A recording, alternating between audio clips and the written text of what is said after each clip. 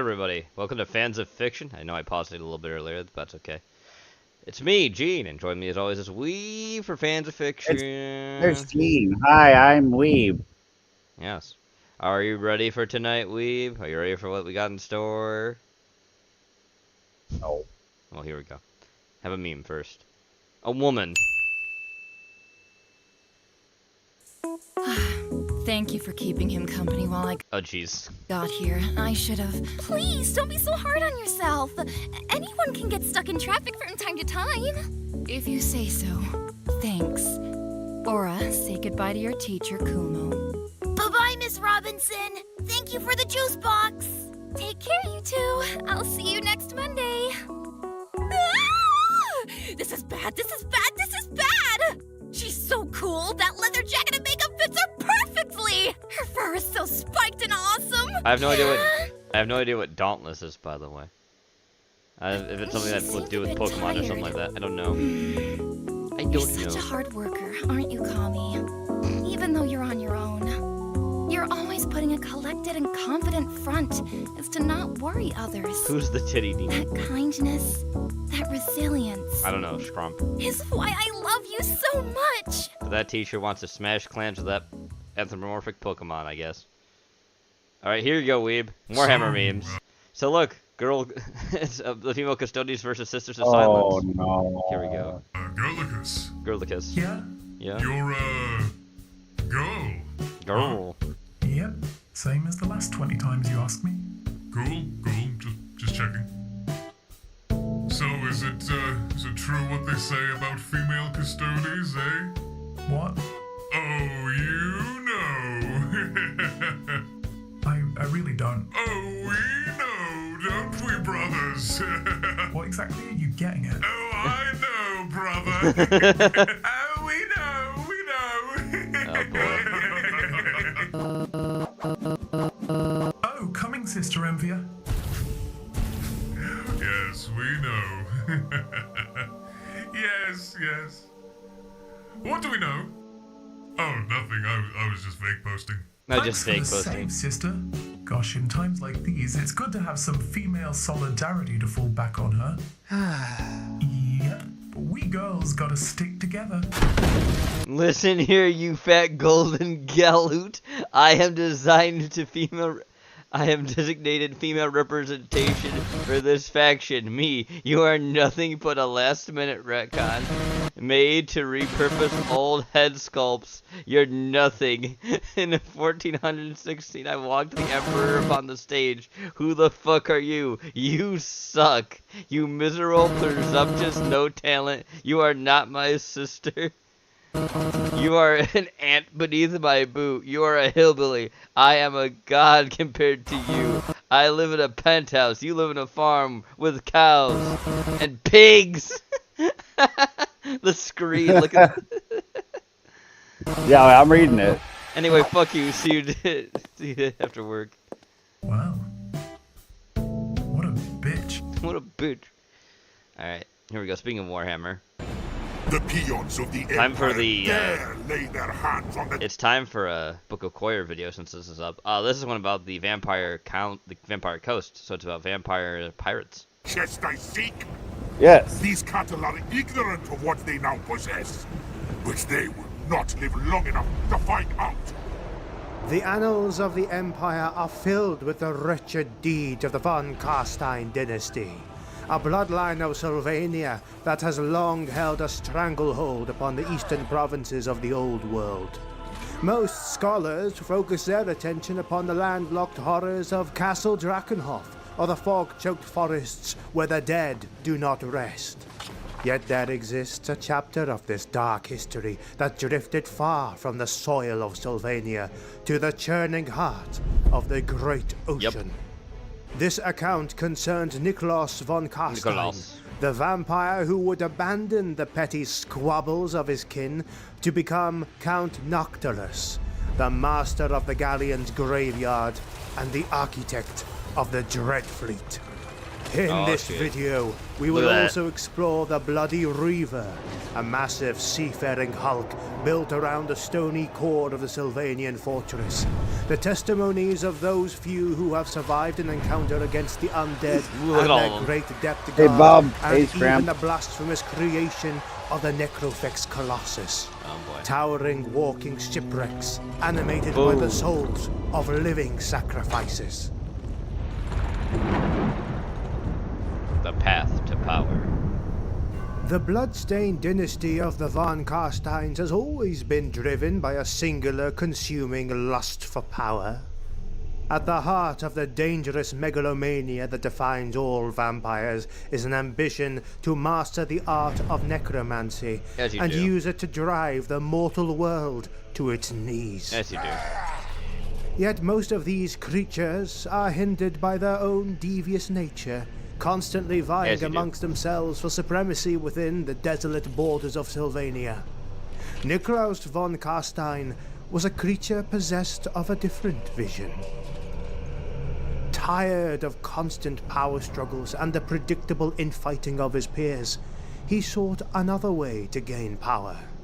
Within the dusty and forbidden tomes of necromancy and chaos sorcery, he discovered charts that mapped the ebb and flow of magic across the world. Yum.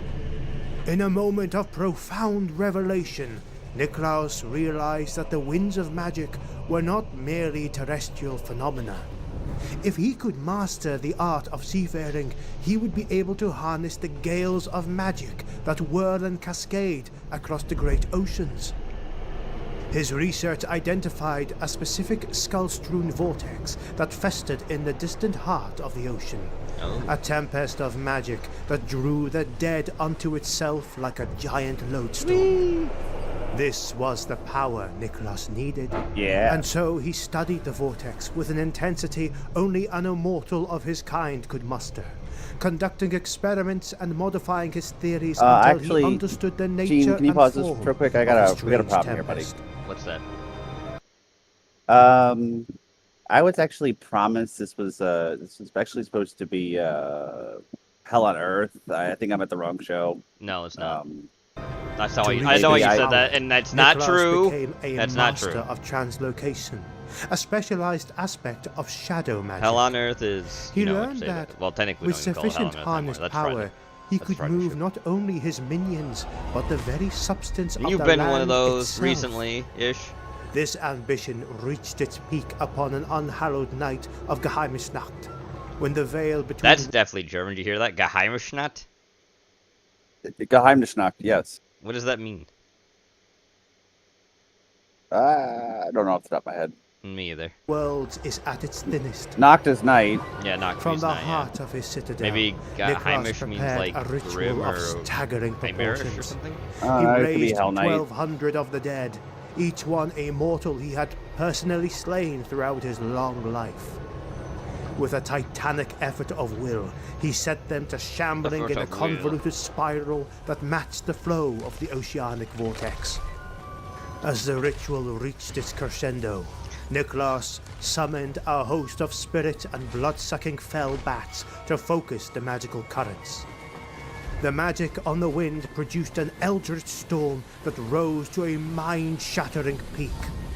With a single, deafening crash of thunder. Oh, by the way, this castle all and the evolved rocky into the crag main upon which it sat were Warhammer universe from a little old fancy specialist game called Dreadfleet. By the way, I forgot to mention that. That's where all this comes from originally, because there's also Skaven in there, there's Chaos in there. Dreadfleet was pretty fun. It didn't last that long, though, because I don't think a lot of people played it. torn from They liked it, though. Sylvania They didn't play it and that much, shifted to the center of the Galleon's graveyard. And technically, if you want to, there's also the Man of War, Man of that War was not game born too. of any natural tempest. That's It AI. was a single, deafening That's AI. AI. Because that's the Seraph's voice. Error. crash of thunder, so potent it seemed to rattle the very soul within my ribs. Actually, wait. If that's McBaldi then, but I thought McBaldi. I don't think McBaldi actually is an AI. He sounds like it, but I don't think he is. He uses AI to make the Seraph, but if that's him, impressive, nice. I remember the windows of our hovels Cool. shattering, and the That's a livestock crossover I didn't screaming in expect. their pens, as if the soil itself were shrieking in agony.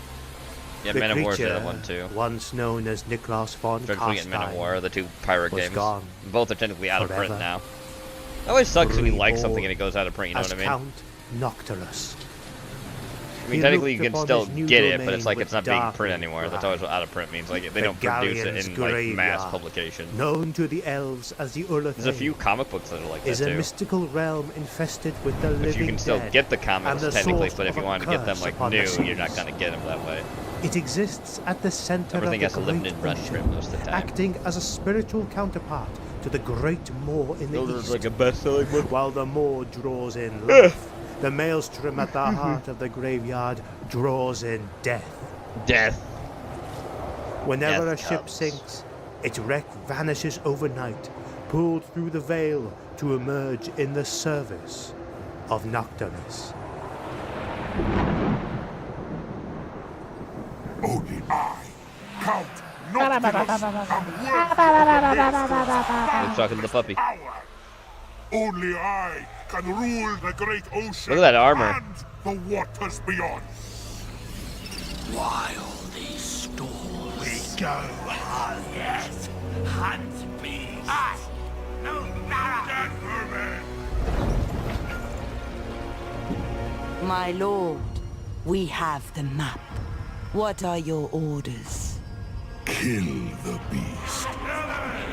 Resurrect the beast. Look at that power pose. The waves. He's not the only hero for it that way. The Galleon's But he's graveyard the main one. is a There's other twisted heroes you can landscape play of that are in the shipwrecks game. and supernatural hazards. He is the main one. At its heart lies the Maelstrom, a sentient whirlpool That's a cool that map. pulls shipwrecks and the dead beyond the veil. Like the art. It is here that Count Nocturus bides his time amidst the corpses of long-dead sea monsters and sailors. The outer boundary is known as Corpse Reef, a labyrinthine warren of petrified bone. Each spur of the reef is covered in the remains of 1,000 sailors, their skeletal cadavers twisted together in a vile mockery of a reef coral. To breach the ethereal boundary of the Galleon's graveyard is all but impossible for mortal men. The realm exists in a state of unlife, where time and space are distorted. Take on The Spine. magic of this place ensures that Nocturus cannot truly be killed in the mortal realm. Wow. Should his physical form be destroyed, he is swiftly drawn back to the graveyard and given unlife once more. Similarly, all who die at sea are pulled into the Ullathane to rise again as the living No, dead, Porky's Mazda Moody. swelling the ranks of the Count's zombie pirate fleet.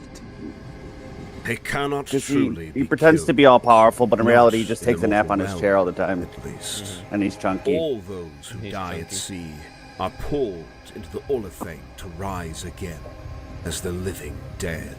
Thanks. Should the elf. creature that was once Niklas von Karstein die, he would swiftly be drawn back here Come on. and given on life once more by the magic of this place. We must end the curse that blights these waters Come on, and Muffin spills Butt. out into the oceans we love. That alone will prevent his rebirth.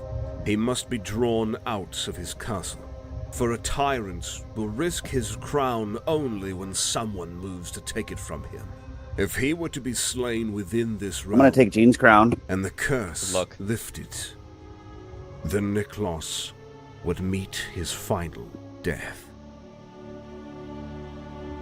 For 2 bleak decades, the undead reavers of Count Nocturus have plagued the oceans. The Dread Fleet is an unholy alliance of undead and demon-aligned captains who have sworn foul deals with the Master of the Maelstrom. After each raid, the fleet disappears into its lair as quickly and silently as it appeared. Oh boy. The approach of the Dread Fleet is as stealthy as a shark, and its victories stealthy as are a as shark. inevitable It's as a- the tide. Even the pirate lords of I'm not gonna feed you, Sartosa and you've just fear been the fed. vampire You commander. don't need to be this way. Over a 6-month period, the Bloody Reaver and its thrall warships systematically demolished the ports of Tyria before melting back into the darkness.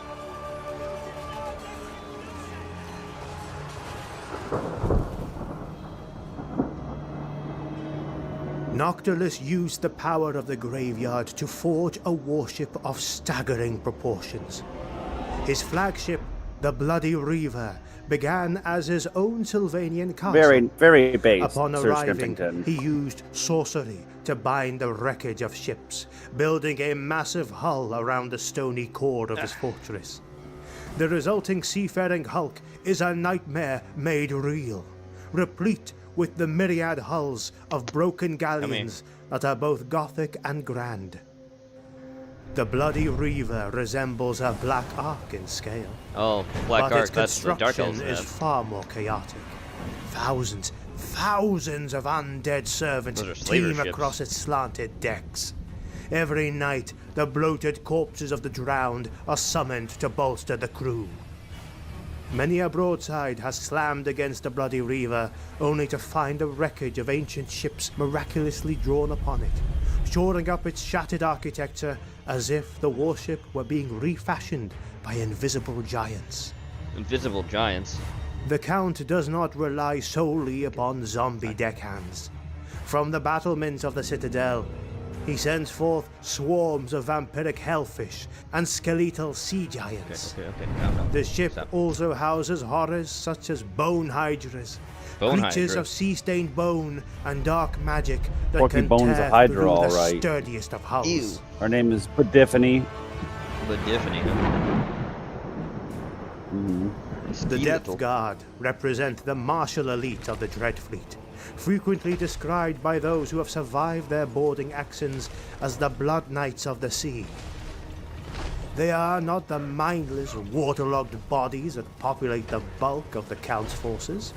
They are true vampires of a lower order, human warriors of singular prowess who were hand-selected to receive the Blood Kiss before the Blood being Kiss. bound to the service of the Maelstrom. Look at that. Look at that drip. That armor. Archivists theorize that many Yep. of these warriors were originally members those of the niggas. Drakenhof Templars. Oh, The there was a personal Templar, too. retinue that followed Niklas von Carstein during his blasphemous translocation from Sylvania Ow, to the Galleon's ow, graveyard. damn. Ouch. Their appearance, Well, lay down it's then. a harrowing sight upon the high seas, or when they set their foot on Get land. your head out of there. For they are encased Lay in down. heavy Baroque plate Stop being a armor little shit. and sealed helmets that possess a Lay down. disturbing appearance. Fine. They possess down the up there, then that's superhuman fine. speed and That means like a little durability shit. Yeah, inherent pout all you to the want, vampiric being an curse, asshole. allowing them to wade through storms of shot that would fell a mortal man. Goofy.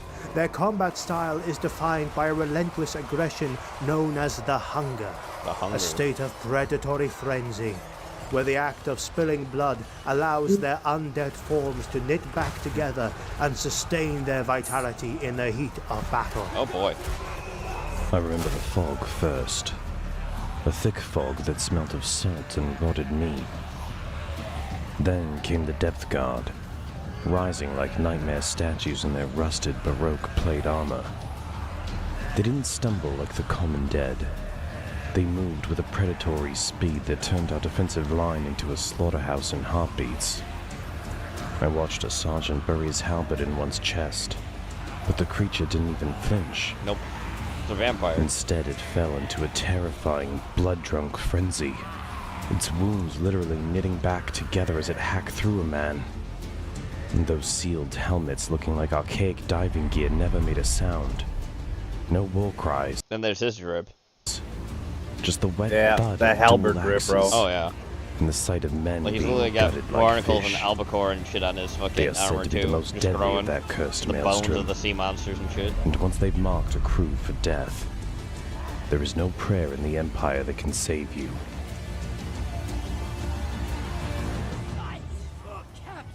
Whether wielding dual axes to cleave through deck crews or boy. massive polearms to gut sea monsters, they remain the most feared killers in the service of Count Noctilus. Unlike the shambling deckhands, these vampires maintain a degree of fleet. independence on the battlefield, standing firm even when the magical grip of their master wavers.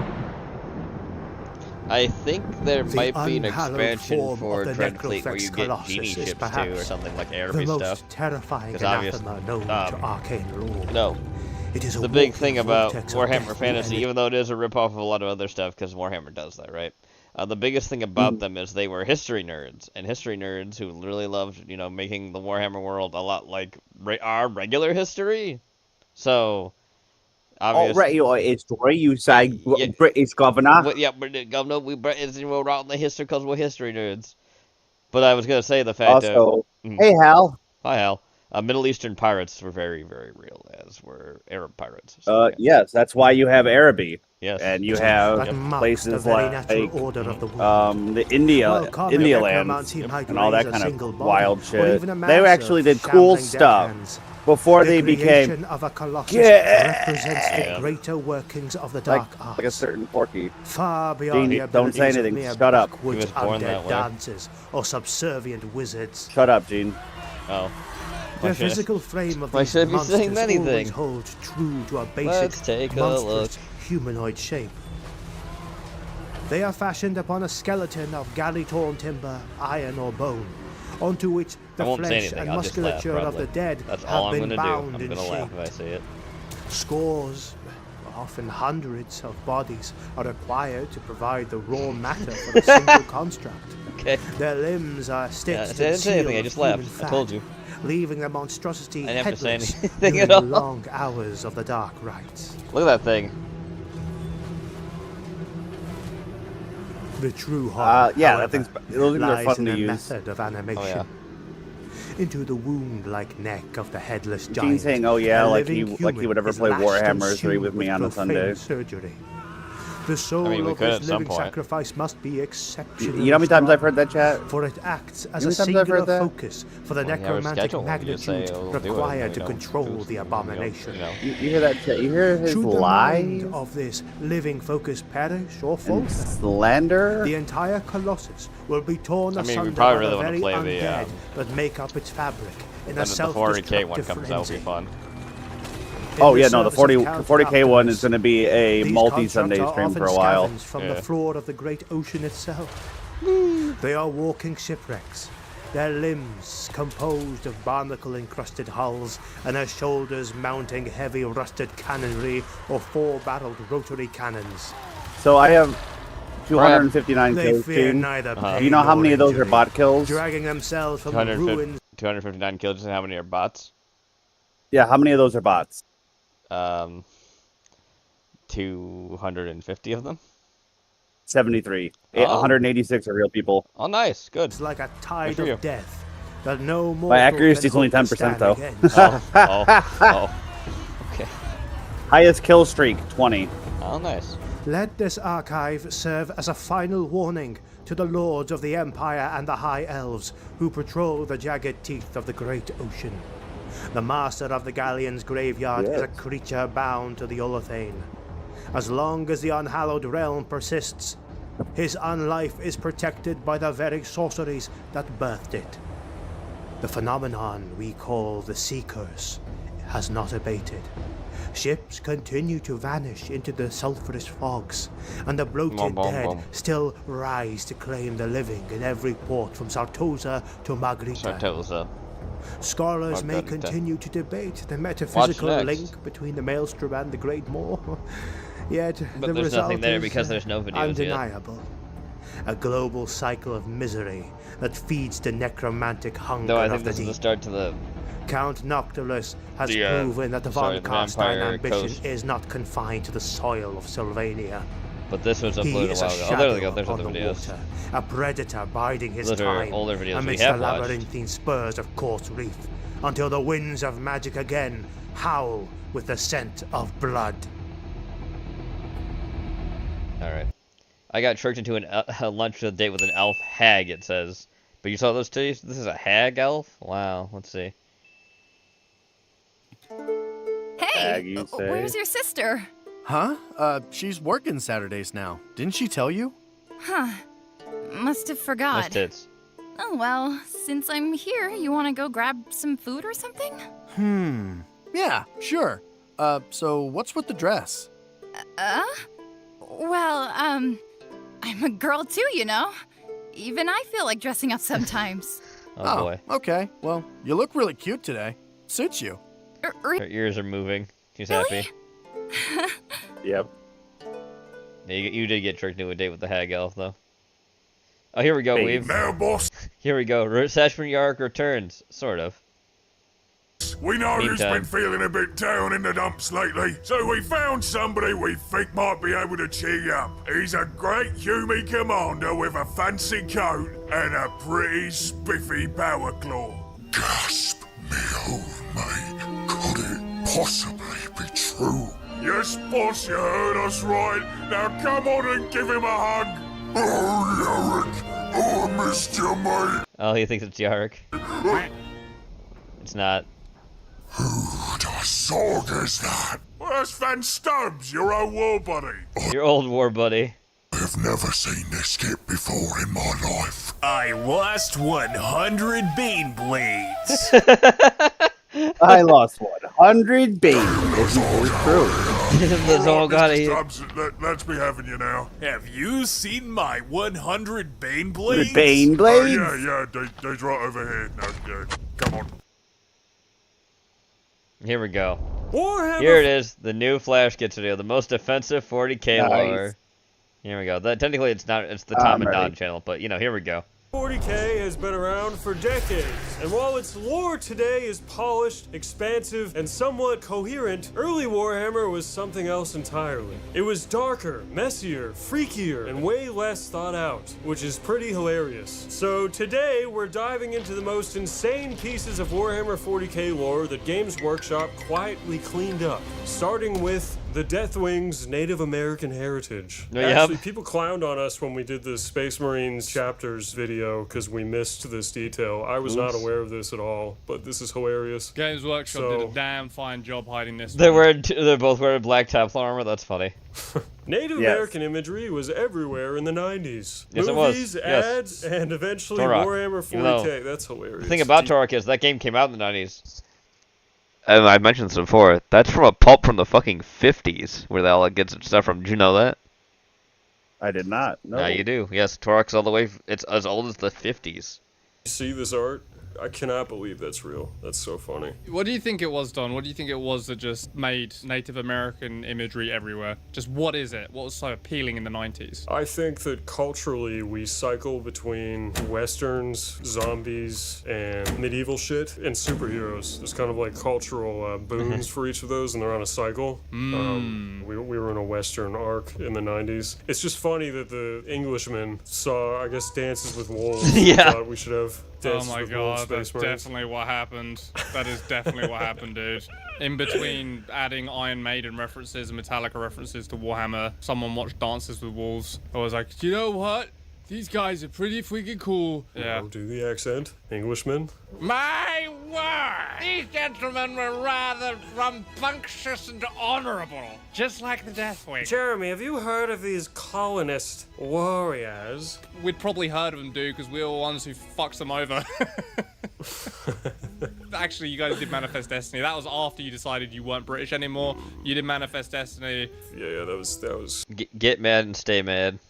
Yeah. That was all Americans. Washing your hands of that one. Yeah, I mean, you know, it's happened to everyone throughout history, usually at the hands of us. Sorry for being amazing. I don't know. Sorry for losing empires 3 times in a row. Hey, over. you know, whoa. But it's very funny. Old Britons were cool. The modern, I'm talking from 1960 onwards, little gay.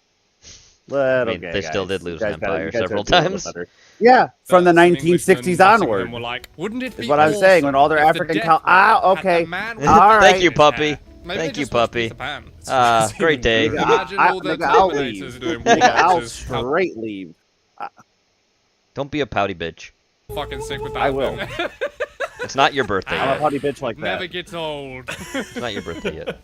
Can't be pouty The till Dark it's your Angels birthday. Deathwing Then you're Company 35. originally leaned hard And I into tried the several aesthetic. ways to Bone hide. white armor, Every night feathers, I dream a war million paint, different totems, ways and for paintings me on their to die. pauldrons. I cannot believe these models. These happened. Yeah, that's real. That's like out of a book or something. That's so fucking crazy, man. Dude, why is it crazy? What's the difference between that and the Space Did you click the noise? I heard clicky. Wolves? Yes, because she's biting me, and I'm gonna have to make a shrill Oh, noise to oh, get her to stop. And I don't oh. want you to be. Okay, thank you. I appreciate you. Thank you. fucking libtard. Bring these back. What's wrong with these? Yeah, I don't care about Dark Angels. I think that they should give them giant high cheekbones and the widest jaws you've ever seen and feathers in their hair. I think it would be sick. When I was a kid, my dad had a Dark Angels army, and I remembered the feathers. They were like the plastic ones. They didn't have these crazy... Dude, I thought you were gonna say, like, when I was a kid, my dad used to dress up as an Indian. I don't know why, but that's where my brain went. Hey, boy! He's got, like, the tiger lily headdress on, you know, from Peter Pan. What, does your dad sound like Kermit? Do you like Joel? Yeah. You wanna play Warhammer, boy? Let's roll some dice. Hell yeah, dude. Let's smoke some peyote. Anyway. What's next? Originating from the Space Hulk expansion pack, their backstory is that they returned to their homeworld called Plains World. No way. Dude, some fucking dork listened to The Trooper by Iron Maiden and was like, do you know what would be so cool? No, Run to the Hills by Iron Maiden. Oh, sorry, Run to the Hills. Obviously. You just... Yeah, that's obviously what I meant. No, it's just very funny. It came to the Native American Iron Maiden song. All paths lead to Iron Maiden when it comes to, like, Warhammer dorks in the late 70s. Down, Sasha. Okay, so Plains World was full of nomadic Native American-inspired space tribes. And they were noble, and they were one with nature, and they never battered each other over the head with clubs. What a wonderful, beautiful Plains World it was. And then the Emperor came. The Emperor came. The Gene Stealers got the Native Americans. That's right. They stole their genes. They intermingled. Does that mean Lionel Johnson was like a fucking chieftain? Was Taliban not always the homeworld? I'm gonna guess that blonde hair, blue-eyed Lionel Johnson landed on Plains World and became these people's king. That's my guess. Led by characters such as Cloud Runner and Two Heads Talking. Two Heads Talking. The warriors, expecting to die, painted their armor from black to white, a symbol of death, establishing their bone white color scheme. That's awesome. They were trying to root out the Gene Stealer colony. Yeah, stealing their genes. The chapter even had characters named Lame Bear, Bloody Moon, Morning Star, Running Deer, and Hawk Talon. We used to live in such a fun world. Much more color in the 90s. Yeah, you could just do whatever you wanted. Pure freedom. However, in an act of cultural genocide, Games Workshop released the Deathwing in 2nd edition without most of the Native American influence. Only things like the bone white armor and decorative feathers remain as a lasting nod to the original theme. Oh, there's feathers! There's feathers See, there are still feathers. Peeking out from under the shield. You see that? They still have the feathers. Dude. I bet he's fun at Halloween parties. Do Oh, you think wow. that Native American Warhammer fans were devastated that their representation got pulled? Were they like, I am here we devastated. go, whitewashing again. Whitewashing again. First, the fucking last Mohican is a white dude, and now so the Deathwing. Dude, that would have sent me into drinking, that's for sure. Alright, having fun. Lots of Warhammer 40k in the reservations. I thought we were being 90s core, I'm sorry. Sorry. Right. Well, this is off to a great start. I love Native American Deathwing. I think that's fucking sweet. Games Workshop, if you're watching this, sort your act out. Let's bring a little representation and diversity back into this hobby. Okay, up next, Captain Lexandro's Milkers. This is What? also real. I like it already. What? What? Oh, go on. Early Warhammer novels weren't exactly subtle, especially the ones by Ian Watson, the setting's first official author, who many accused of writing bizarre sexual undertones into his work. Yes, because we've heard it before. It could be my next movie, Weeb. Yeah, this guy's a fucking psycho. The very first ever 40k novel, Inquisitor, it's like a trilogy. It's like bizarre 40k fanfic that sort of makes contact with what it is today, but it's like, it's so weird and has like this weird fetishization everywhere. I suspect there's gonna be a lot of Ian Watson in this list. In the novel Space Marine, Imperial Fist cadets are tested by recalling the memories of a creature they've eaten. An act possible thanks to the Omophagia organ. In an entry that fans deemed to be overly descriptive, Captain Lexandro recalls the memories of a creature he's eaten, stating he felt the sensation of having full breasts and a swollen belly. Oh, God. He was pregnant with milkers. he remembers being a pregnant alien because he ate that alien. It was revealed that Captain Alexandro had eaten the liver of a pregnant feral tribeswoman and could feel his breasts sloshing around with delicious milk. I'm fucking bought in. Despite it being one of the earliest entries into Warhammer's novelization, the passage is described by many fans as surface-level fetish content, especially No, not at all. Don't fucking compared say, to huh? modern writing standards. That's the problem, is that the fetish content is not written well enough. To be fair, this would happen if Space Marines are constantly eating stuff they kill to remember. Like, that isn't retconned, you know? He ate the body of a pregnant woman with full milkers. He just couldn't resist. I guess, yeah. He ate her tasty liver. I wonder what tactical information she was hiding from us. Sure, there's only one way to find out. Guess I have to eat her. Stop, fuck my Sergeant. ass. I am Captain. I'm the tactician. I'm Captain. I say go. Now turn her over. I'm hungry. That's the time on Battlefield 6. Oh, there seems to be Yep, another there he life goes. form There he goes, within the Chad. life There he goes, form. fucking outing me like An a almost Easter egg, butthole. if you will. You already said it. Alexandra Nope. rose and Yeah, you shut his eyes. I run. Wait. Would that be in her voice or his voice, though? I think it would be his voice, because it's his present tense self, past tense describing his feelings of being a woman. On So two he's legs male. I run. My belly is... Alright. You got it out of your system? Yeah. Been teeing that one up Yeah. for 2 minutes? Yep, I am more like Alexandro than you can possibly imagine. I simply cannot control my impulses. Okay. Alexandra rose and shut his eyes. I run. No, Mist I'm doing the swirled voice. in his- I'm doing the voice. I'm doing the Alright, voice. Okay. Do it, fine. I run. He really has a forky physiognomy, does he? He does.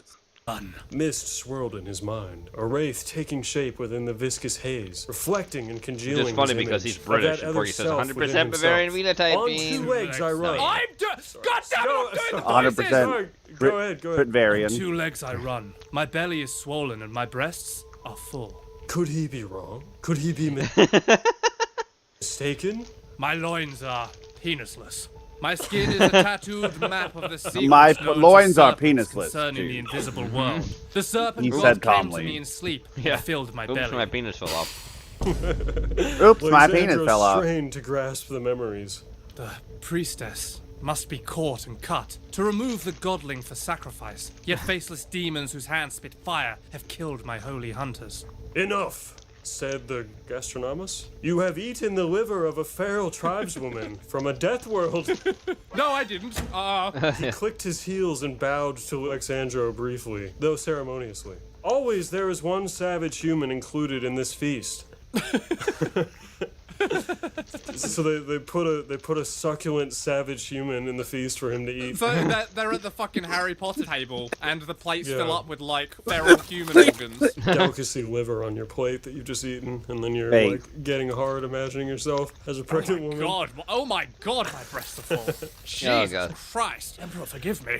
One day you may need to eat an organ of your enemy in order to interrogate him or her, especially if that enemy is alien. Wow. So we're starting small, having you eat a woman's liver, like a human woman, so it's not a shock. Yeah. It's a little more familiar. Fine, but why did this other guy try and stop him? He's just fucking pigging out on feral woman liver. Well, yeah, it was before you lost control of yourself. Yeah. Just sitting at the table getting an erection, imagining. This yourself is as a even woman. better than the Native American Deathwing. Dude, if I could eat women and experience what it's like to have breasts, I would. Wouldn't you? Well, the thing is, this isn't actually record. I just That's the serial killer shit you said in a long time there. I just realized Remind me of behind. a certain friend I have. His name is Thomas. Yes. So I just realized right behind them is the Emperor is a Native American. Who does that too? Base. It's funny.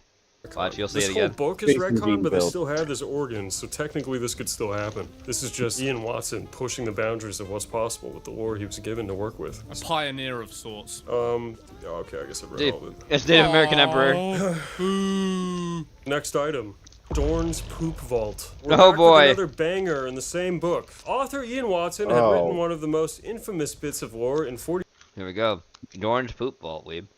Oh, history. fantastic. As a visceral Gene. act of bonding, Imperial Fists had a ritual where the chapter would share a drink from the late Primarch Dorn's chalice. The contents were an oddly fragrant, yet non-specific, sulphurous, molten, olive-colored amber. Oh no. Oh no. All right, Gene, I'm done with Shaved this. from the toes I'm going of to the bed. Primarch The Rodel Dorn's toes? skeleton, mixed with their own blood. But What? the thing that really cemented the bond between recruits was a vault held below a drop shaft, which held, at a glance, thousands of bloodshot, ochreous eyeballs. These quote-unquote eyeballs turned out to be nuggets of the liquid amber and blood defecated into a hardened sphere, each sphere representing an initiate who went through the ritual, aka a vault full of hardened poop. They would drink from this chalice that had Dorn's toe skeleton shaved off with blood, and then they would poop bowling balls, and then they're kept in this vault, and then they have to eat one of the past bowling balls. This lore, which was intended to show visceral intimacy within the Imperial Fist, is now People don't known by forget. fans as Dorn's Poop Vault, an embarrassing memory of a more scatological past. What do we think? If they're eating big bowling balls of each other's poop, do they remember each other's lives? And if they're eating like Dawn's toenails, do they remember his life? Do they remember Or his just life? just his foot's life? His foot's memories stored in the Well, foot no, I cells? guess if they eat the liver of the woman and they get to experience her breasts, then surely eating his toes mean they get to experience more of him. Maybe just a little touch though, because it's just like dust, you know? They got to be conservative with how much of his toes they file off, since all new Space Marines have to drink some. So you probably don't get a lot. You probably just get like a little grain of dust. So just to be clear, they... Was Dorn dead in the lore?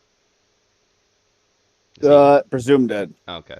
So I mean, they're saying, but this is like shaving his like skeleton toenails. Like what? You'd go Like, into this it was vault like- and take shit. Is that how this skeletal I feel like this is like the Yes. chamber under the toilets where all the bowling balls drop when they're all shitting bowling balls on the ship, you know? Oh, it's like a sewer. Yeah, but a sewer that is only used to make bowling balls after this ritual of drinking from this cup of toe bone. And then that makes you poop a bowling ball somehow, and then you have to eat one of the bowling balls from a past initiate doing the same ritual. It's not even funny or interesting, it's just retarded. I don't think I they was eat really... the bowling balls. I think they just keep them there on display. Oh, really? I thought they'd eat some. Why did we both imagine they have to eat some? I'm following your lead, dude. I'm just following what you said. That's how everybody interpreted this. So they drink this mysterious amber, and everybody kind of thought it was poop. Hi, Slime, Poppy, as bye. it fills itself on the Primarch skeleton, and then they keep shaving off pieces of it and drinking it, and then pooping out marbles that they put on display. Okay. So we got every part of that wrong. No, just them eating the poop part. Apparently it wasn't even like toenails, it was fucking some weird tree sap that he keeps leaking. Oh, the Primarch himself is leaking poop? That doesn't make sense. Not poop, but amber, whatever the fuck. That's what Corgan just said, unless I misinterpreted it. I think they're given a cup that looks like it's full of poop. Oh. And as far as they know, it has a Bollocks. shaving of his toe, like his toe bone, and blood in it. Didn't you know? Corgan say that his bones keep generating more sap? What's going on here, Corgan? I'm glad you guys are confused because this is the most brought up thing. Everybody talks about how all the Imperial fish just share a cup of poop and they can't figure out what the amber colored stuff is supposed to be. Is this still lore too? This hasn't been retconned? It's from Space Marine. Those books, when you buy them today, the description says like, it isn't quite Warhammer, but it shows the interesting roots of the lore. They're kind of like half retconned, but yeah, I wonder if this is still sort of like alluded to in the Imperial Fist Codex, you know? Anyway, though, they're not eating the poop balls, they're eating cups of diarrhea, evidently, and then they make poop balls. This sounds like Iron Warriors propaganda to me. It does sound like Iron Warriors Anyone propaganda else to that's me. a 40k anthropologist, historian, please illuminate us if we've missed any critical details to understanding this. I'm very curious. Okay, up next, the Poop Servitor. Another one? In What the Warhammer fuck? 40k, Oh, yeah, welcome, becoming a Bob. servitor can be one of the darkest fates there is. But it gets worse. Welcome in back, Ian Bob. Yeah, we came Watson's- back for Dude, the poop this servitor. man had to be fucking stopped. Ian Watson. But it gets worse He's in now Ian dead. God he's Watson's dead. 40K. I'm in so glad Space he's Marine, dead. Croft Tesla, I- a total amputee, Recently, blood too. drinker It Space said Marine, this- I hope he's is rotting in attended hell. by 2 It said this year. It was this month, too. It was like the 13th. Yeah, no, it was literally 6 days ago. Yep. servitors. One is assigned to feed him and move him, while the other one ingests his waste and cleanses him. Nice. A poop dialysis machine. I feel like in the beginning they got this psychopath Ian Watson There to was start writing lore, and they just told him to make everything as like edgy and grimdark as possible. Maybe they wanted a light-hearted sci-fi adventure, and this is what he turned in. Did you ever consider that? They're like, sci-fi, Star Wars, Star Trek at a push, and he just comes back with this. Maybe we owe this man a debt of gratitude. You might be onto something, because all of the original stuff did seem very aimed at children, like the kind of style of art and colors and everything. Ian, we're thinking of a sort of Flash Gordon aesthetic and vibe for this book. So, keep it lighthearted, aimed at the kids, a little camp, but otherwise, free reign. Do what you want. We like to have a hands-off approach here at Games Workshop. Literally, you're making that kind of product. How do you start writing books like this in parallel to that? Previously, we've aimed at the 8-year-old market, but we want to age it up a bit and go for the 12-year-olds, Ian. So, give it a little spice, a little edge. He's like, okay, boss, and goes off and... Do you know what? Maybe this is why Games Workshop has such a fucking iron... I almost imagine him signing the way, though, to like a war. Okay, boss, I'll write the fan fiction, boss.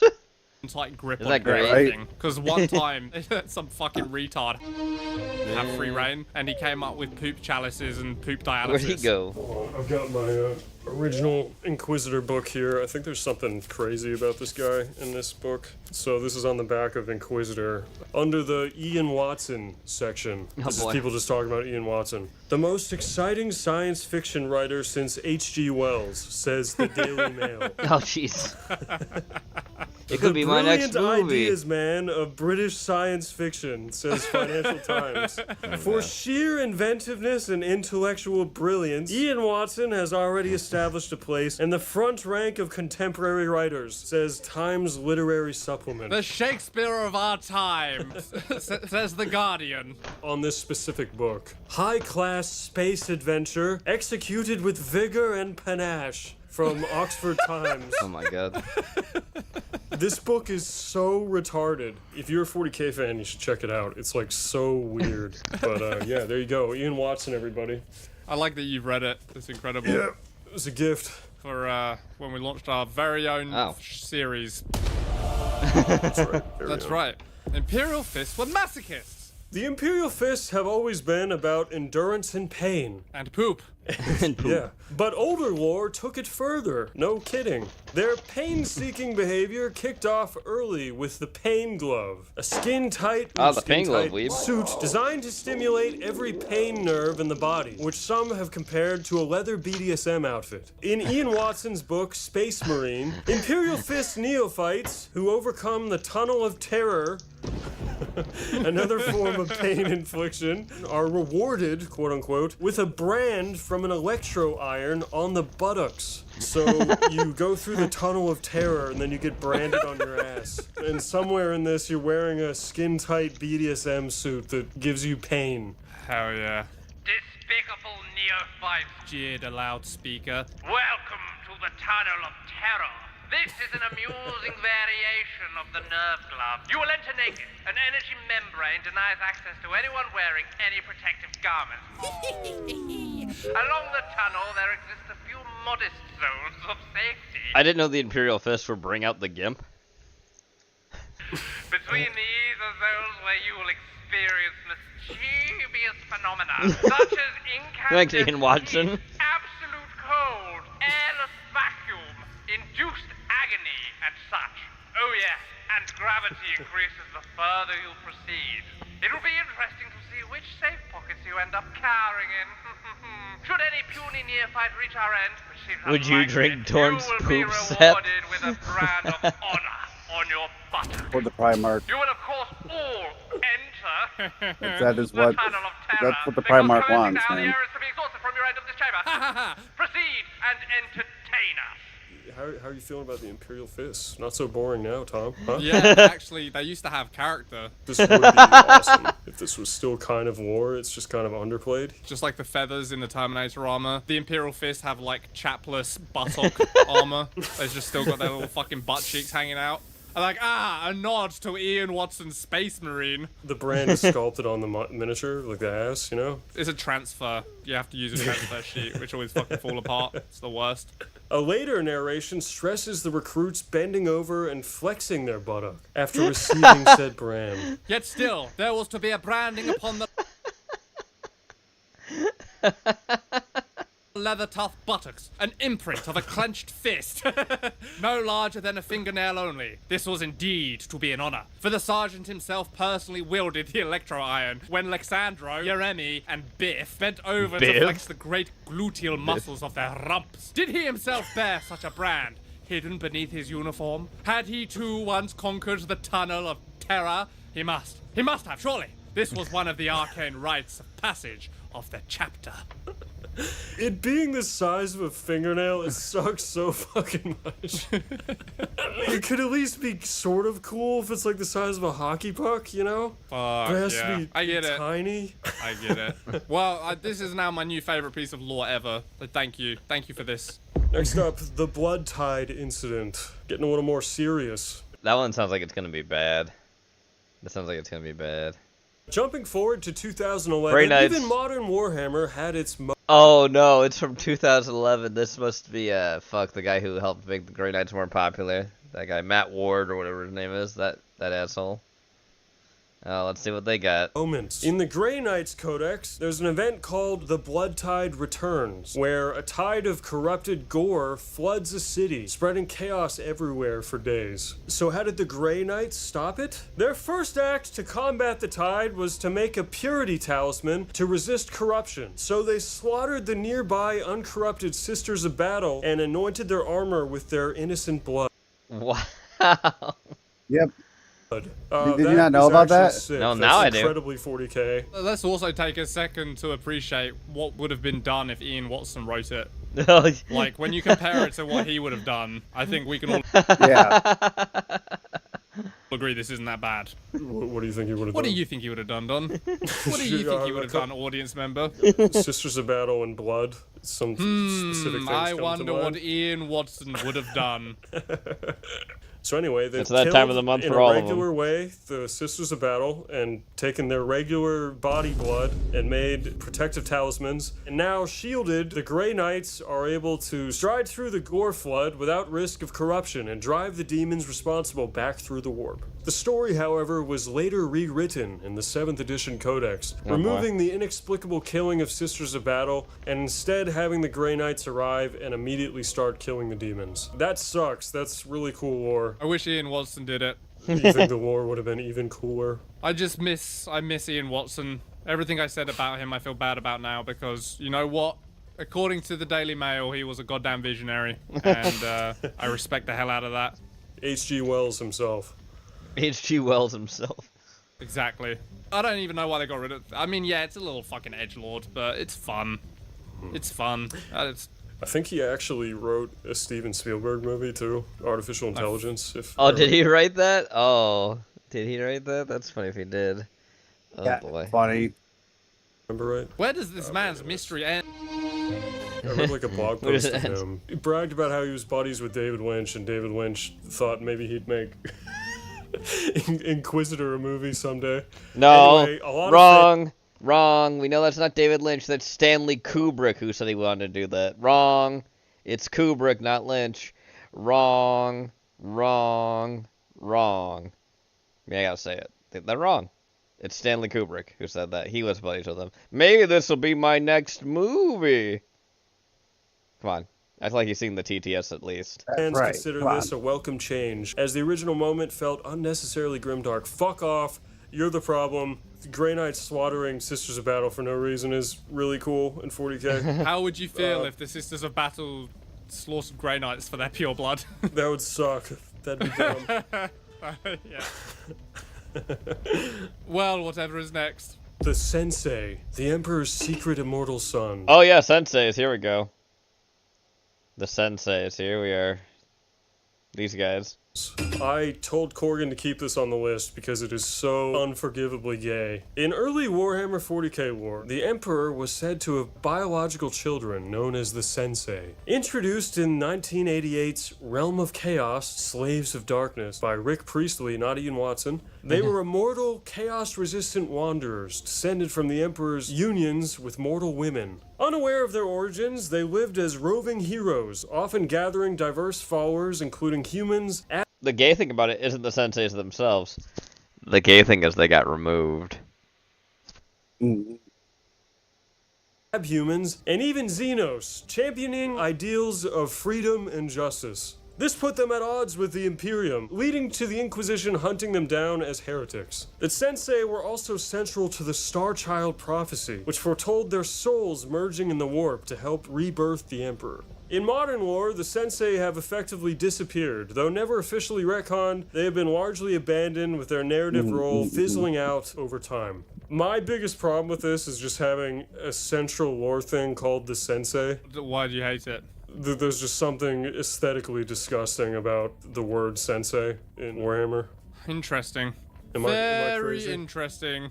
I think what it comes down to is feeling the Cheeto dust laden fingers of the creators massaging this world so brazenly. Corgan, when did the Karate Kid come out? Okay, 84. It may have been the same here. And then 4 years later, the Sensei in 40k. Yeah. Because Mr. Miyagi is cool. And don't forget, it would have taken them like a good amount of time to write this stuff. So like, yeah, it was released in 1988, but they're probably working on it quite a bit before that. And Yo, what Karate up, Kid 2 came Ramon? Hi, Robin. So Karate Kid 2 came out in 1986. World's and Karate Kid greatest 3, Karate Kid 3, quadroon anyone? this When did that side come of the out? Mississippi 1989. galaxy. So this was a big Karate Kid decade. I totally prescribed that everything they ever wrote was based on something cool they saw, 100%. And that guy, Star Child, like that guy looks like David Bowie. Like I'm telling you, dude, not an original thought is in Warhammer. It's literally a drawing of David Bowie. Yeah. With a gun. Yeah. You sort of have to empathize to be in it in the late 80s and not know what is going to be aesthetically, culturally disgusting in 20 years, really. It's kind of like your best guess. Like, I know why he picked Sensei, because Karate Kid's all the rage. Mr. Miyagi's cool. He's like Mufasa. The Japanese economic bubble hasn't burst yet. They still think they're going to take over the world. So they're like, well, this is where the world's going. I mean, fuck. We might as well start appealing to them now. Well, that is quite retarded. Not quite as retarded Warhammer as is huge in feeling Japan, the by the way. The amount of pregnant Games belly Workshop and shops I've seen were ridiculous. Wow.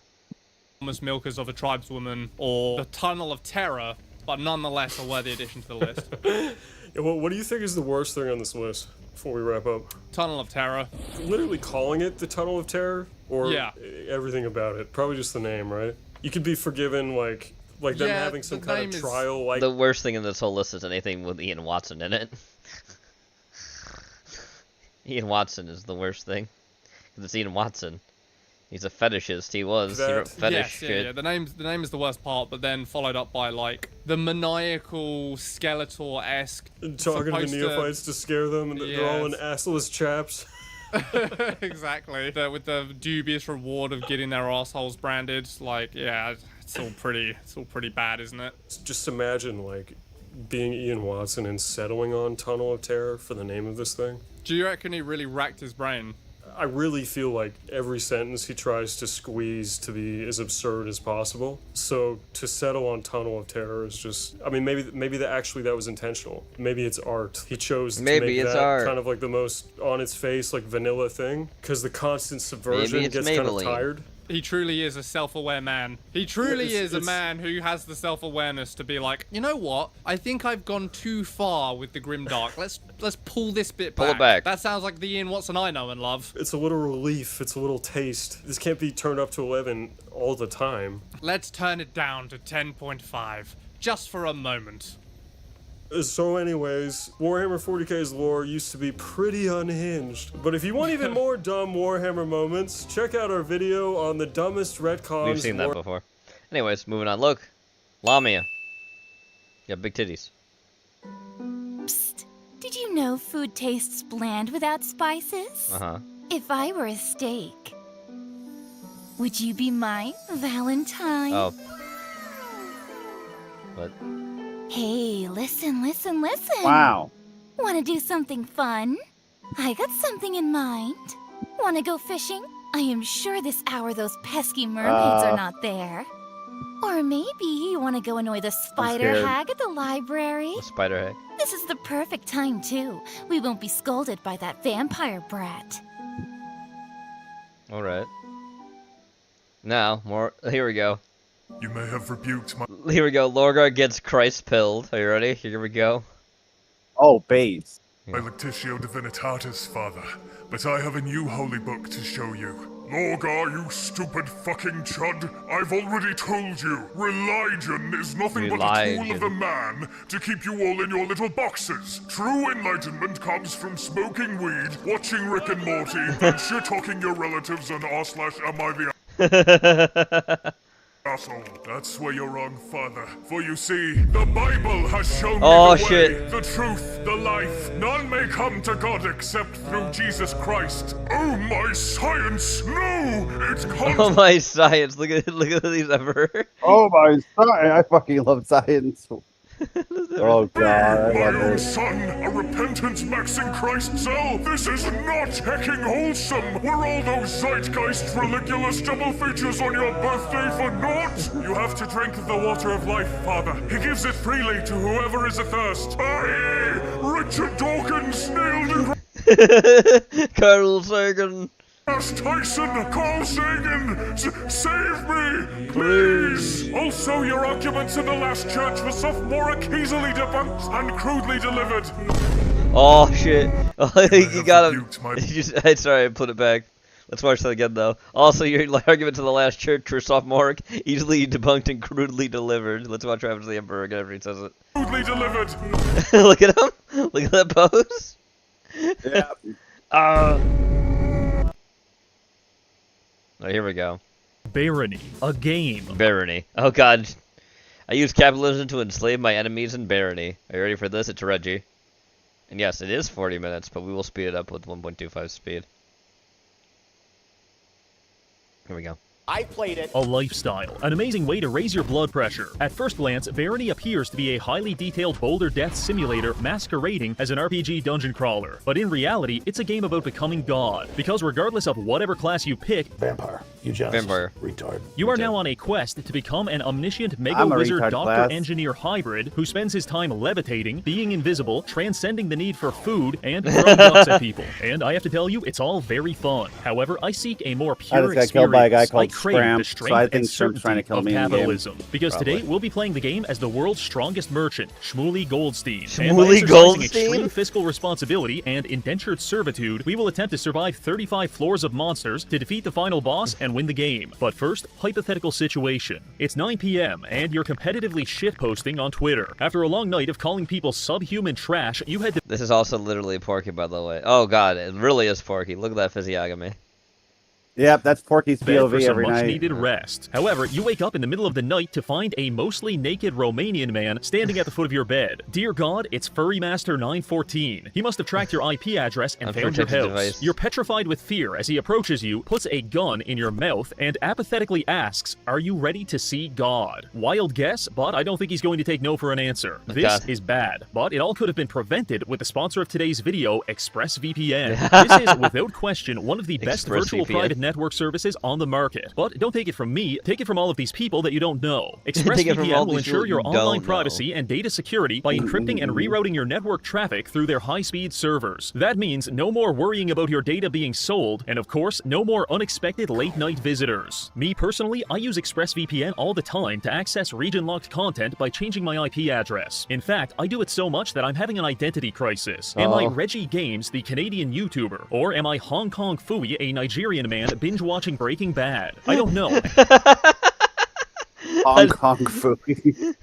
And neither will That they. Find out that you Nigerian can get up to man. 4 extra months of ExpressVPN by clicking the link in the description, scanning the Okay. QR code, or going to expressvpn.com/Reggie. With plans starting at $3.49 a month and a 30-day money-back guarantee, you've got nothing to lose. Thank you, ExpressVPN, and now back to the video.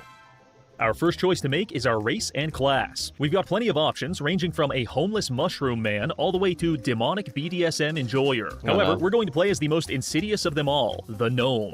Gnomes are renowned for being short and killing me on level 3, you piece of shit. But they do have some upsides. For instance, the more wealth they hoard, the higher their mana regeneration goes, which makes them an excellent fit for the merchant. Short, small, long-to-nose people that love gold get powerful with it? Sounds like people from Oregon. A class that focuses on trading and becoming rich. So with that figured out, it's time for Shmuley Goldstein to make his debut. It all starts here in the mines on level 1. We've got a hatchet, a pickaxe, and several pieces of cheese. This might sound pretty good to you, but that's because you don't realize level 1 is the hardest level in the entire game. Traditional game design would dictate that difficulty should ramp up slowly as you progress, but the Barony developers believe that the weak should fear the strong. That was an AI image, that was funny. Level 1 merchant. Oh boy. This is from fucking Whiplash. Level 1 merchant of what? That clear very quickly. Try fighting more than one rat at a time, you're dead. Equip a funny necklace, you're dead. Try brewing some health potions, not a chance. Finally, try standing perfectly still, and you're still dead. Given that, we proceed through floor 1 very carefully, utilizing stealth attacks as much as possible while doing our best to loot everything we can get our hands on. Rather insultingly, one of the first items the game offers us is an oversized jester's hat, and the second one is a hand mirror. So not only will the entire world know we're a clown, but now we'll know it too. However, Shmuley J. Goldstein will not be made a fool. By the end of this video, he will become a god. And he will also keep this hat because it gives +1 charisma. Proceeding through the floor, we fight our way past several rodents, reanimated skeletons, and anyone stupid enough to trust us. You see, in order to increase our character level, we have to increase our individual skills. And unfortunately for everyone else, most of them involve killing people. So there are no friends, there are no neutral parties, just ambulatory experience points waiting to be harvested. This is the necessary mindset of the XP Maximizer. By the time we finished looting floor 1, we made it to level 5 and picked up a few useful spellbooks. For example, this one summons a floating pickaxe to lobotomize your enemies with. Very nice. Soon, the people will have to take us seriously. Proceeding through the hatch to floor 2, we are immediately greeted with the barony equivalent of being told to go fuck ourselves. This flashing symbol indicates that in about 2 minutes, a 40-foot-tall minotaur will spawn onto the map and pulverize us. Clearly, the difficulty curve is working as intended. So wasting no time, we begin darting around the map in a desperate attempt to grab some loot and locate the exit before it's too late. Eventually, we come across this locked stone tower, which is exactly what we want. This is the entrance to a secret level, and by pulling these 2 levers, we open up the gate and make our escape just before the Minotaur has a chance to perform a hate crime on us. We have now entered the most infamous level in the entire game, the Gnomish Mines. This is a massive labyrinthian map populated by treasure, highly dangerous trolls, and dozens of gnomes. This might sound like a safe place for us, since we are also gnomes, but let me tell you something. In this world, there is nothing gnomes hate more than other gnomes. So we begin exploring the mines very carefully, making sure to use hit-and-run tactics to slowly whittle down our enemies. Technically, we could leave at any time. The exit is right there, but we've got 3 things we need to do before that. First objective, kill some locals and use their pickaxes to mine as many resources as possible. This place is absolutely stuffed with gold,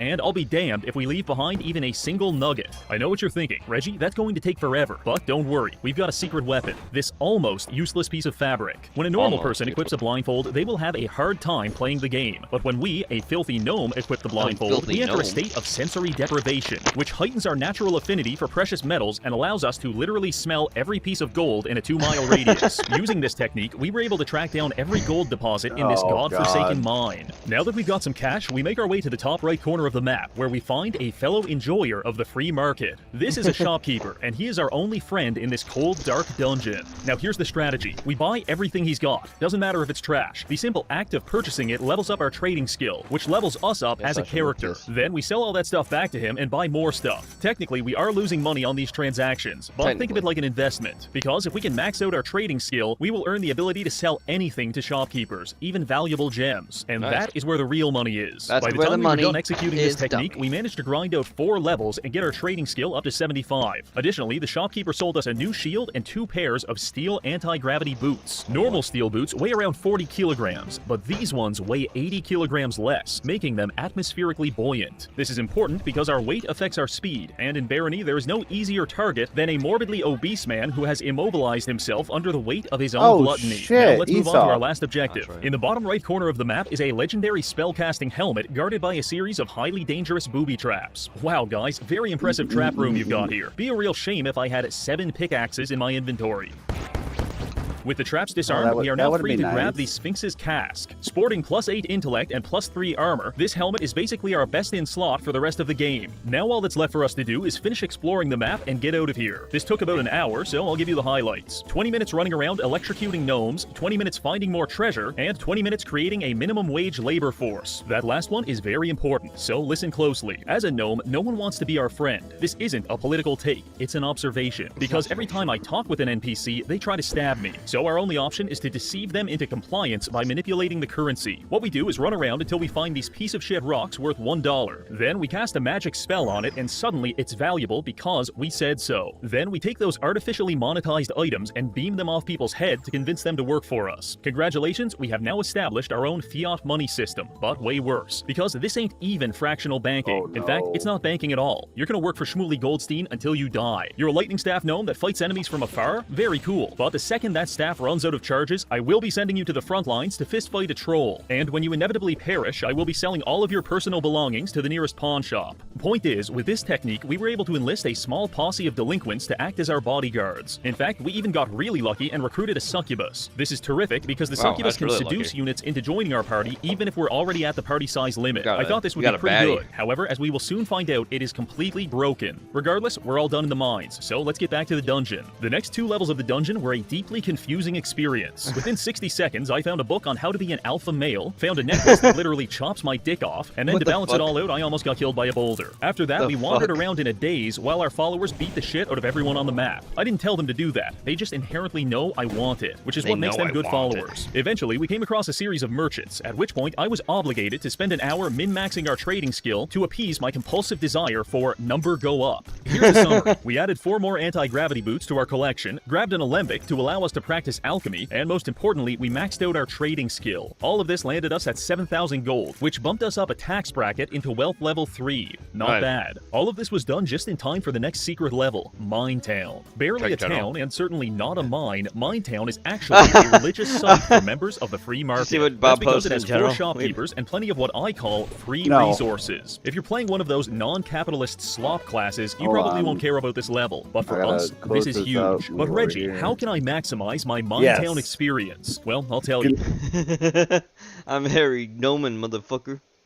First things first, I'm Harry Noman, motherfucker. This allows us to deconstruct pretty much anything and use the scraps to craft quirky items like landmines and bear traps. Then we start luring innocent people into secluded parts of the map and killing them. We sell half their stuff to the merchants and use tinkering to turn the other half into glass bottles. With these, we can now destroy the plumbing system by draining every last drop of water into our bottles, which we then use to level up our alchemy skill. After about 20 minutes of this, all civilians should be dead and the entire town will be experiencing a catastrophic drought. That's a good start. But we can go even further. We use an obscure magic spell to level up our mysticism by breaking every piece of furniture on the map. No chairs, no beds, only experience points. Then we use our tinkering kit to systematically deconstruct all of the torches. Now that the town has been plunged into darkness, we can turn the torches into bear traps and place them randomly in the street for good measure. This is what it means to become ungovernable. Now that we have honored Mine Town by extracting every single experience point from it, we can move on. This brings us to a transitory level. These are basically free treasure levels that we get when moving from one biome to another. However, do not mistake that for meaning that they're safe. I have personally witnessed grown men cleaved in half by cleverly placed mimics on more than one occasion. But that's okay, because we didn't need that guy, and what we're really here for is something much worse. By mining through this skull-shaped wall, we can reveal a secret portal to the underworld. Going here is not something I recommend to 99% of players, because the baseline requirement for even surviving is being able to fly. Luckily, not long ago, we picked up some boots of levitation from a merchant. Therefore, problem solved. But why do we even care about the underworld? Well, I'll tell you. It's because deep within the underworld, there is a demonic shade known as Artemisia, who wields the legendary bow Chrysolacatos. So the plan is, go to hell with the boys, beat the ever-living shit out of Artemisia, take the bow, and be back in time for supper. Upon entering the portal, we are immediately greeted by the Minotaur warning sign, something which would have terrified us about 3 hours ago, but now we're ready. For one, we've got a couple of followers, and for two, we've used our alembic to craft 9 Molotov cocktails. So the second that big dumb lobotomite came charging toward us, we dumped half a dozen explosive potions on him, and he promptly turned to ash. Killing the Minotaur was a big milestone, a rite of passage, if you will. Shmuley Goldstein will no longer be molested by the circumstances of this world. Now, he molests back. With that taken care of, we finally encounter Artemisia. She hits very hard, but with the help of our followers, we're able to beat her mercilessly until she gives up and drops the bow. When picking up new gear, you have to first identify it, and the amount of time it takes to identify something depends on how good it is. G String of Hepatitis, 5 seconds. Ring of Might, maybe 30 seconds. But Legendary Bow Chrysolacatos, 7 goddamn minutes. However, it was worth the wait, because this bow does 6 damage, never degrades. 7 minutes of waiting for it to actually, like, register what it is, even if you know. That's amazing. Has a chance to enchant our arrows, and after repairing it, we even got the damage bumped up to 11. So a lot of people are going to start dying. While looking for our next victim, we came across a unique character named Robin Hood. At first, I was thinking about recruiting him by shoving a fistful of gemstones up his nose, but then I remembered his entire identity is based around robbing rich people. So obviously, we put a generational beating on him and recycled all of his clothes into landmines. With that taken care of, we finally escaped the underworld and returned to the dungeon, just in time to enter the next biome, the swamp. If you gave me the option of being shot in the head or spending 5 minutes in the swamp, I tell you not to miss. Because not only is the swamp teeming with goblins and slime monsters, but they've tripled the defense budget, and there's traps everywhere. Regardless, we push forward, painstakingly exploring every corner of the map in search of treasure, and we found it in the form of spellbooks. Objectively speaking, swamp spellbooks are the most fun. Not because they're useful, but because they're literally designed to troll your teammates in co-op. For instance, we found the spellbook of Confusion, which can be repeatedly cast on your friend to invert their controls and give them motion sickness. Once your friend realizes you're griefing him into bulimia, he'll probably try to attack you back, which is when you're going to cast Grease to lather him in oil and make him drop his weapon anytime he tries to use it. Maybe for good measure, you'll also cast Ignite to kill him in a horrible grease fire. This is the essence of male bonding in Barony. Unfortunately, Kleeper stopped returning my messages, so we had to settle for griefing the local goblins instead. However, all of this dicking around did come at a cost, because it takes a long time to Kleeper stopped returning my messages. He stopped returning my messages. He posts fucking fan art of him. The making out, I think he did. Sickness. Once your friend realizes you're griefing him into bulimia, he'll probably try to attack you back, which is when you're going to cast Grease to lather him in oil and make him drop his weapon anytime he tries to use it. Maybe for good measure, you'll also cast Ignite to kill him in a horrible grease fire. This is the essence of male bonding in Barony. Unfortunately, Kleeper stopped returning. Oh yeah, he did post fan art of them making out or something. What the fuck? That's all.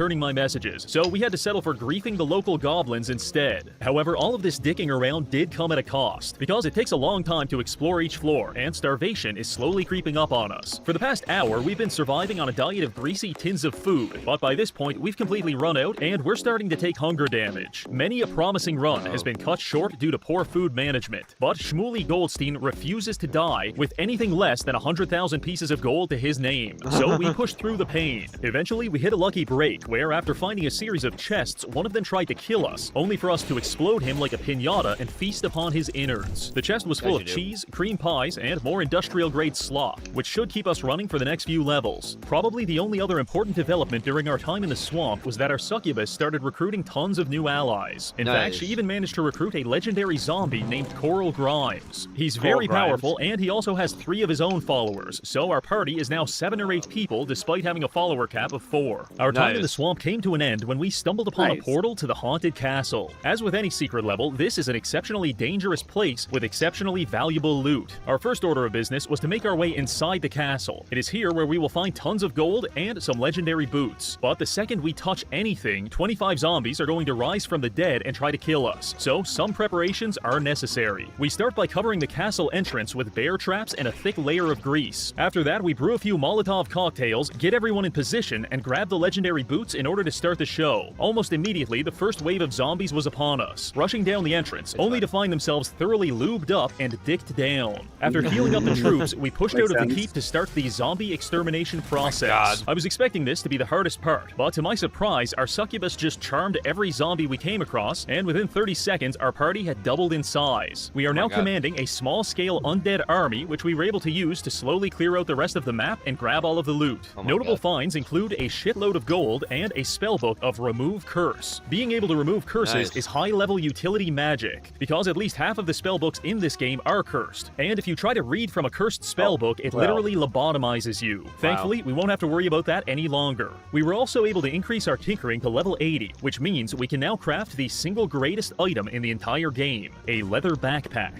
I'm not exaggerating when I say that I spend 30 minutes on each floor just managing my inventory, and with this backpack, we've now got an extra 10 slots to work with. Naturally, I filled it up with our anti-gravity boots, which turned it into something approximating a giant helium balloon attached to our back. With all of that taken care of, it's now time for us to proceed to the next biome, the Sand Labyrinth. This area is known for its absolutely massive labyrinthian maps filled with bug people. Fortunately, we've maxed out our leadership stat, and the game tells us we should now be able to recruit them. So the Chinese?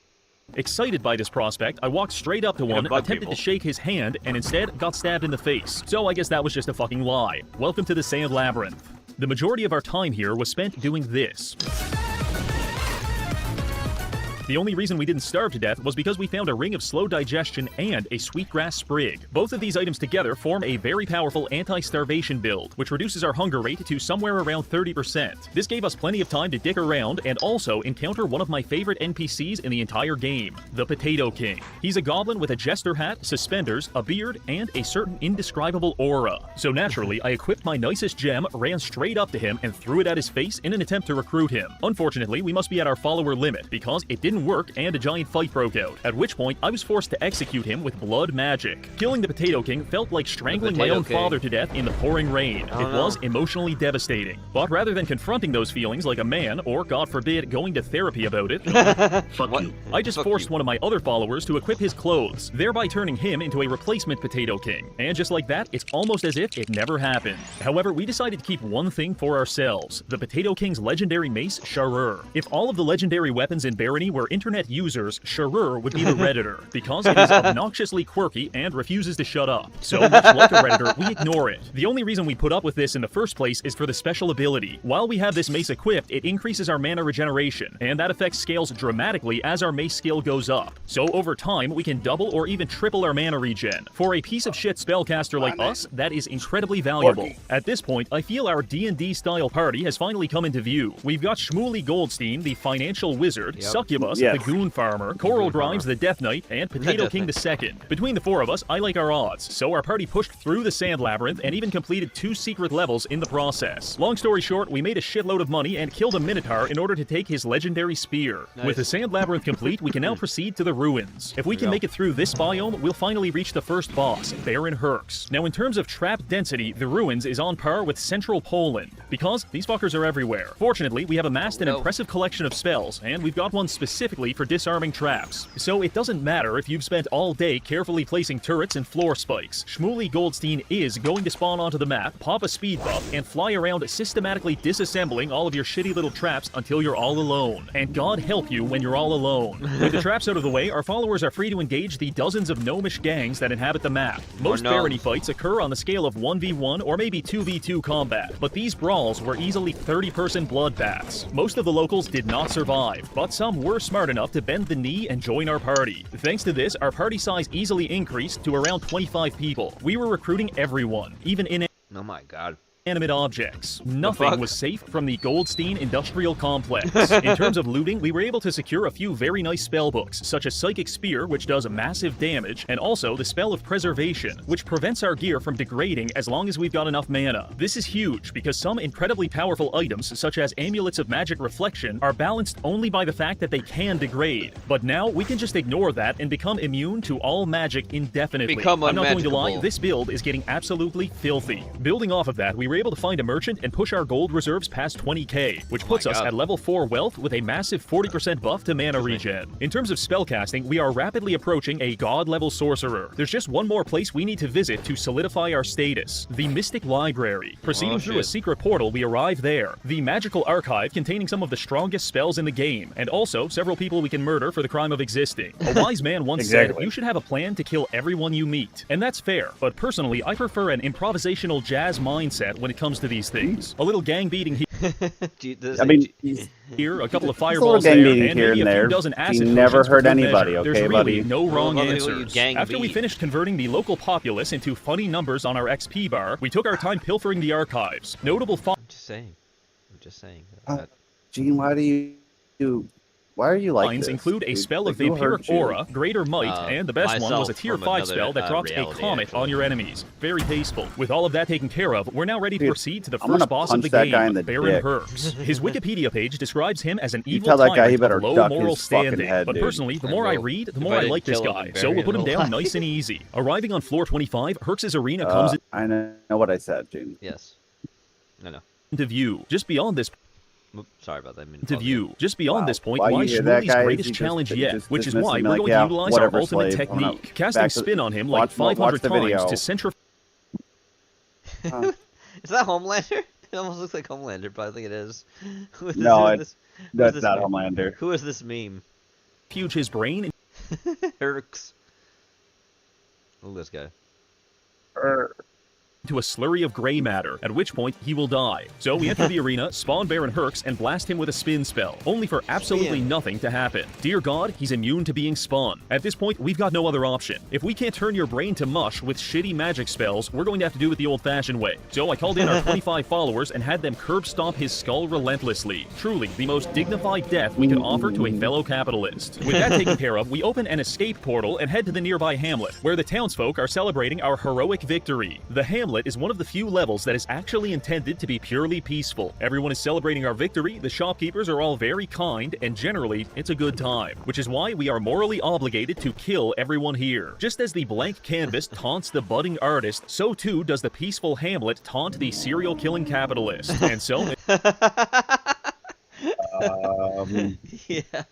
It's time we make our first brushstroke. The reason the hamlet is so peaceful is because everyone here is absolutely jacked. It's full of high-level adventurers, and every shopkeeper is at least as strong as Baron Herx. Oh, Furthermore, no merchant in their right mind would dare attack a shopkeeper, because if we do, we'll get banned from trading with them for the rest of the game. And therein lies the problem. We have to kill all of these people without even touching them, which is why we're going to convince them to kill each other. A few levels back, while we were looting, we came across one very special item. It's called the Ring of Conflict, and whenever you put it on, it turns the surrounding area into Memphis, Tennessee, because everyone near you will start stabbing and shooting each other indiscriminately. I think you can see where this is going, so let's test it out. First, we take all of our followers and sequester them to a corner of the map where they can avoid the coming civil war. Then we find a shop with 2 traders. I make sure to sell a bunch of our stuff to them first because we want their money. And don't worry, we'll be getting most of it back in about 5 minutes. Yeah. After that, we drink an invisibility potion and hide in the cuck corner. Now we slip on our Ring of Conflict and watch the show. This process takes a very long time, but eventually one of the shopkeepers will explode into a million pieces and drop their inventory. Once that happens, we take off the ring, grab all of the loot, sell it to the other shopkeeper, and move on to our next target. The hard part about this method is that much like political streamers, the shopkeepers have to make eye contact to know that they want to kill each other. So sometimes you have to play a bit of matchmaker, but generally it works quite well. Using this, we were able to turn the hamlet into an active war zone. I'm talking gangland killings in the street, dozens of armed robberies, and shopkeeper on shopkeeper violence. Since we were invisible for most of this, no one ever caught us, except for one man, the Invincible Cleric. Now, the moniker Invincible can go one of 2 ways. Either this guy is being ironic and he actually sucks, or he's about to anally devastate us in the middle of the street. Unfortunately for our colon, this case was the latter. Despite being incredibly powerful in our own right, our attacks don't even affect him. In fact, at one point, we were getting stomped so badly that one of our followers jumped in to help, at which point the cleric literally beat him to death with his bare hands. All I could do was watch. The only way we were able to stop him was to just just wail on his armor until slowly each individual piece was destroyed, at which point we finally started damaging him. Once we put him down, we were free to finish killing everyone and selling their inventory to the only remaining shopkeeper. By the time we were done, we had accumulated about 50,000 gold, which put us halfway to my personal dream of 100k. Now for the final touch, we head to the sewers where we encounter the secret merchant, who is either the worst judge of character I have ever seen or the most subversive comic of all time, because he greets us by saying that he loves exploiting people for money, but he can tell that we have too much of a heart to do something like that ourselves. Ah yes, I couldn't agree more. Anyway, we trade a few items to him, exit the hamlet, and head into the crystal mines. This biome is where shit gets real. No more estrogen-maxing goblin femboys. It's all pain and suffering from here on out. But that's okay, because as the saying goes, hard times make strong men. Strong men make good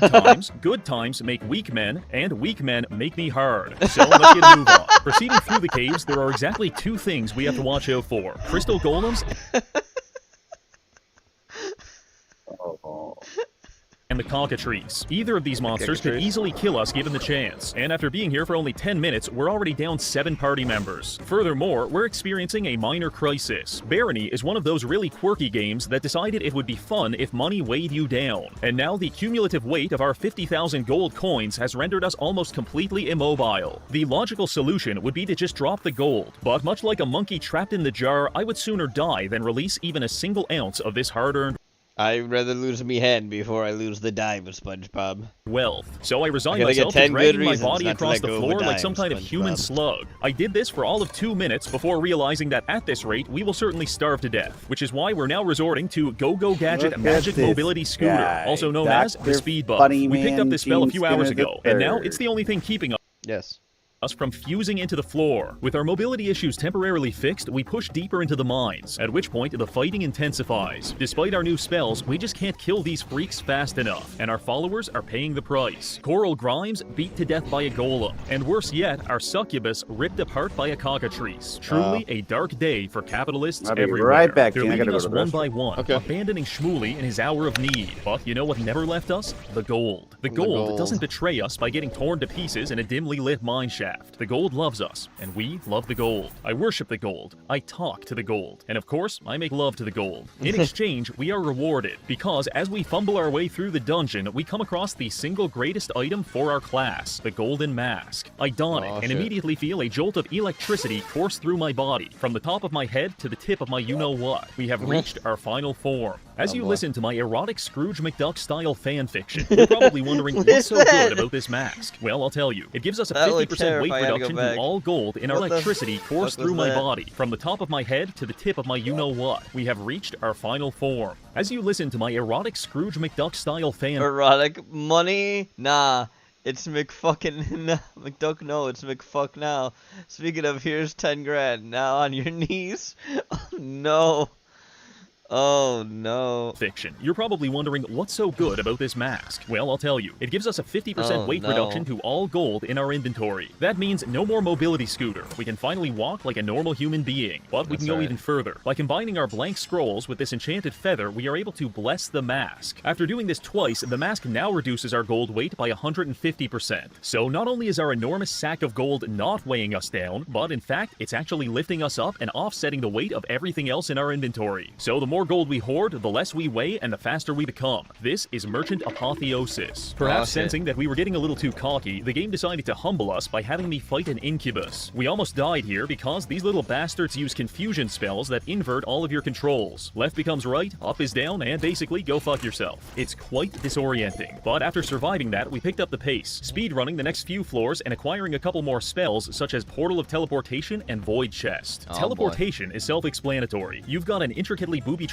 treasure room protected by several locked doors. I think I'll just phase through the wall, grab all the stuff, take a shit in the middle of the room, and leave. As fun as that is, Void Chest is even better, because it allows us to convert any treasure chest into cloud storage, which we can use to hold our most valuable items until we need to sell them. You are now living in a world where the global currency is produced, issued, and stored by a single magical gnome who is openly a violent and sadistic serial killer with near godlike superpowers. Every member of the World Economic Forum is currently having a painful erection at the very thought of this new world order. The only thing left for us to do here is to visit the cockatrice's lair. Not because I want to go there. In fact, it's absolutely fucking dreadful. But it has a lot of money, so skipping it was never an option. The tricky thing about this level is that it has a high density of enemies. This is easily solved by equipping our ring of domestic abuse and then listening through the walls as our enemies beat each other to death. After that, I toss on a speed buff, rush into the room, and use a paralysis spell to incapacitate the survivors while we beat them to death with a mallet. Nice. Using this high-level problem-solving technique, we were able to clear out the entire dungeon and secure some highly valuable loot, namely this legendary chest piece and a tier 5 magic spell known as Waves of Blood. This is by far the strongest offensive spell we have access to, and while it does cost us 20% of our health, it costs our enemies 100% of theirs, so I approve. Moving into the final room, we just have to survive a solo battle against the cockatrice himself. We entered the room with an invisibility ring on, so the cockatrice can't see us. However, it can definitely see the guy right next to us. I'm not going to lie, this battle was not the stuff of legends. In fact, it was actually kind of embarrassing, but eventually we found success running around like a dickhead and spamming Psychic Spear until we won. With that finished, we can finally head to the last biome of the game, the Citadel. In terms of level design, the Citadel is a sprawling monument to the very concept of an identity crisis. There are hidden rooms with nothing in them, sometimes there's no floor, sometimes there's goats, oh look, we're doing steampunk now, and finally we have vampires. It's all a bit overwhelming, but all things considered, we're coping with it pretty well. During our time in the Citadel, the trend of watching all of our friends die continued relentlessly. At this point, all we've got left is this blue Power Ranger and a couple of gay guys. While I do miss the succubus, I cannot deny that this is objectively a better fit for the channel. Also, it's probably worth pointing out, but by this point, Shmuley Goldstein has become an absolute cannonball of a man. This is as thick and juicy as you can get before getting sued by Games Workshop, and I love it. Proceeding floor by floor, we acquired a few solid pieces of loot while also realizing the full power of Waves of Blood. At first, I was skeptical about this spell because it costs a ton of health to cast, but when you wipe out an entire hallway full of people with it, you can no longer deny that this is the universal answer to all of your problems, because it will either kill the problems or it'll kill you. Speaking of which, we also developed a pretty bad habit of leveling up our alchemy by drinking unidentified potions. This resulted in several instances of us being drunk, being blind, horribly confused, and dissolving our intestines with acid. But that's okay. At its heart, alchemy always has been an exploration of the unknown. So you could just sit there identifying these potions with your scientific tools like some kind of pervert, or you could be a real man by chugging this unidentified sludge which will cause you to go deaf. The choice is yours. Other than that, we killed a few minotaurs, stepped on a series of clearly visible bear traps, fought a shadow version of ourselves and won, and then liquidated the contents of our safety deposit box to expand our wealth into the 6-figure territory. Nice. Truly, there is nothing left for us but to defeat the final boss. And so we proceed to the final level. Here is where we will find the deplorable sorcerers Orpheus and Eurydice. They're not deplorable because they're evil. They're deplorable because they're not evil enough. So obviously we have to kill them. But first, we need to establish the stack. In the bodybuilding community, the stack refers to the combined list of drugs which you can abuse before you turn yellow and die. In Barony, it refers to the cumulative list of buffs which we can put on ourselves to ascend into a low-level superhuman. First, we've got invisibility, levitation, increased strength, and magic reflection from our gear. Then we start stacking on the magic spells. Preservation to keep our armor intact, Guard Spirit to absorb attacks, Thorns to deal damage back, Envenom Weapon for added damage, Flame Cloak for immunity to fire, and finally, Speed to run around at 90 miles per hour. We could go into this fight and just gang up on them with our followers like we did last time, or we could even just abuse Waves of Blood to end this in like 10 seconds. But I am a man of theatrics, which is why I decided to spend this entire video, 12 hours, quietly accumulating an inventory full of explosive flame traps. And now I'm putting 100 of them down on the floor in the boss room. I can't tell you who's going to step on this, but I can tell you they won't be having an open casket funeral. Now, let's begin. We go a little further into the arena, at which point the bosses spawn. And so begins the elaborate dance of trying to bait one of them into stepping on our Afghanistan welcome mat. Eventually, we do succeed. Orpheus rushes into the landmines face first and explodes into a million pieces. Meanwhile, the resulting trauma of seeing her partner blown to smithereens sent Eurydice into some kind of manic episode. So, much like a 1940s doctor, I remedy her hysteria by beating her with a blunt object. Unfortunately, this doesn't work so well, and she summons in several minions to kill us. We immobilize them with a series of ice waves and firewalls, and then return our attention to Eurydice, blasting her with waves of blood and an entire meteor shower until her her and all of her stupid followers are vanquished back to the abyss from which they came. And with that, Shmuley Goldstein, the paragon of capitalism and destroyer of evil, has vanquished Orpheus and Eurydice for the crime of something. I'm not actually sure what they do lore-wise, but I bet it's bad. You know what, editor? Just put them in the Epstein files. There we go. And just like that, we're back on the right side of history. Well, that's going to be it for this video. We've gone from rags to riches to demigod omniscience, and I think you can't ask for much more from the free market. So thank you to this month's patrons for supporting the channel, and finally, thank you for watching. Don't get me wrong.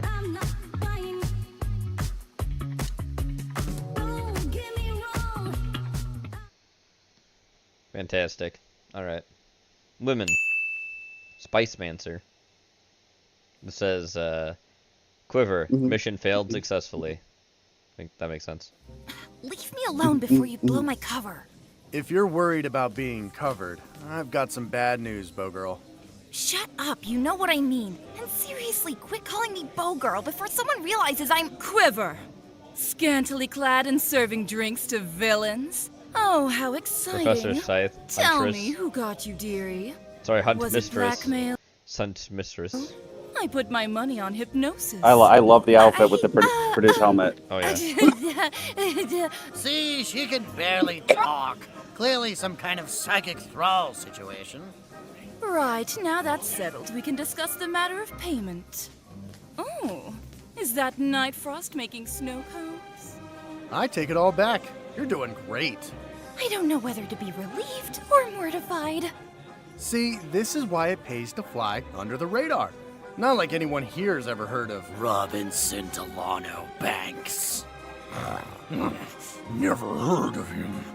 My shadow augury has divined the name of the rogue who has pilfered the wallet of the great Baron Hex. Oh boy. I think now might be a good time to head to the kitchen for a fresh plate of canapes, Robinson. My friends just call me Robin. Robin D. Robin. Banks. Robin D. Seriously? Banks. Nominative determinism can happen to anybody, okay? I used to know a plumber named Rusty Fawcett. Rusty Fawcett.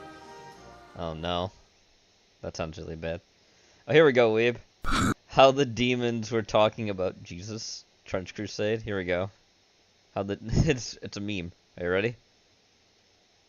Ready as I'm gonna be. A serial savior. About saving souls, and he professed and confessed to be the Son of God. He was the life. If he wanted you redeemed, he could have done it himself on feet by himself. Christ gave me a lot of passes. He could have damned me to hell a couple of times. He was happy as hell when they found out the Romans killed him. I jabbed sinners in the butt with a pitchfork the whole day. I was relieved for the demonic community, man, because he was over there redeeming sinners, man. I ain't gonna lie to you, man.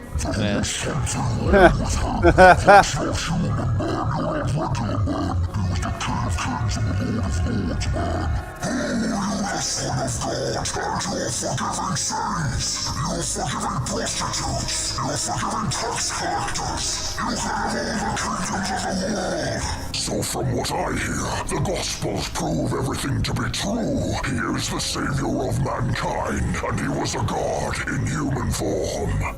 Well, at least we're safe from him down here. Hi, Jesus.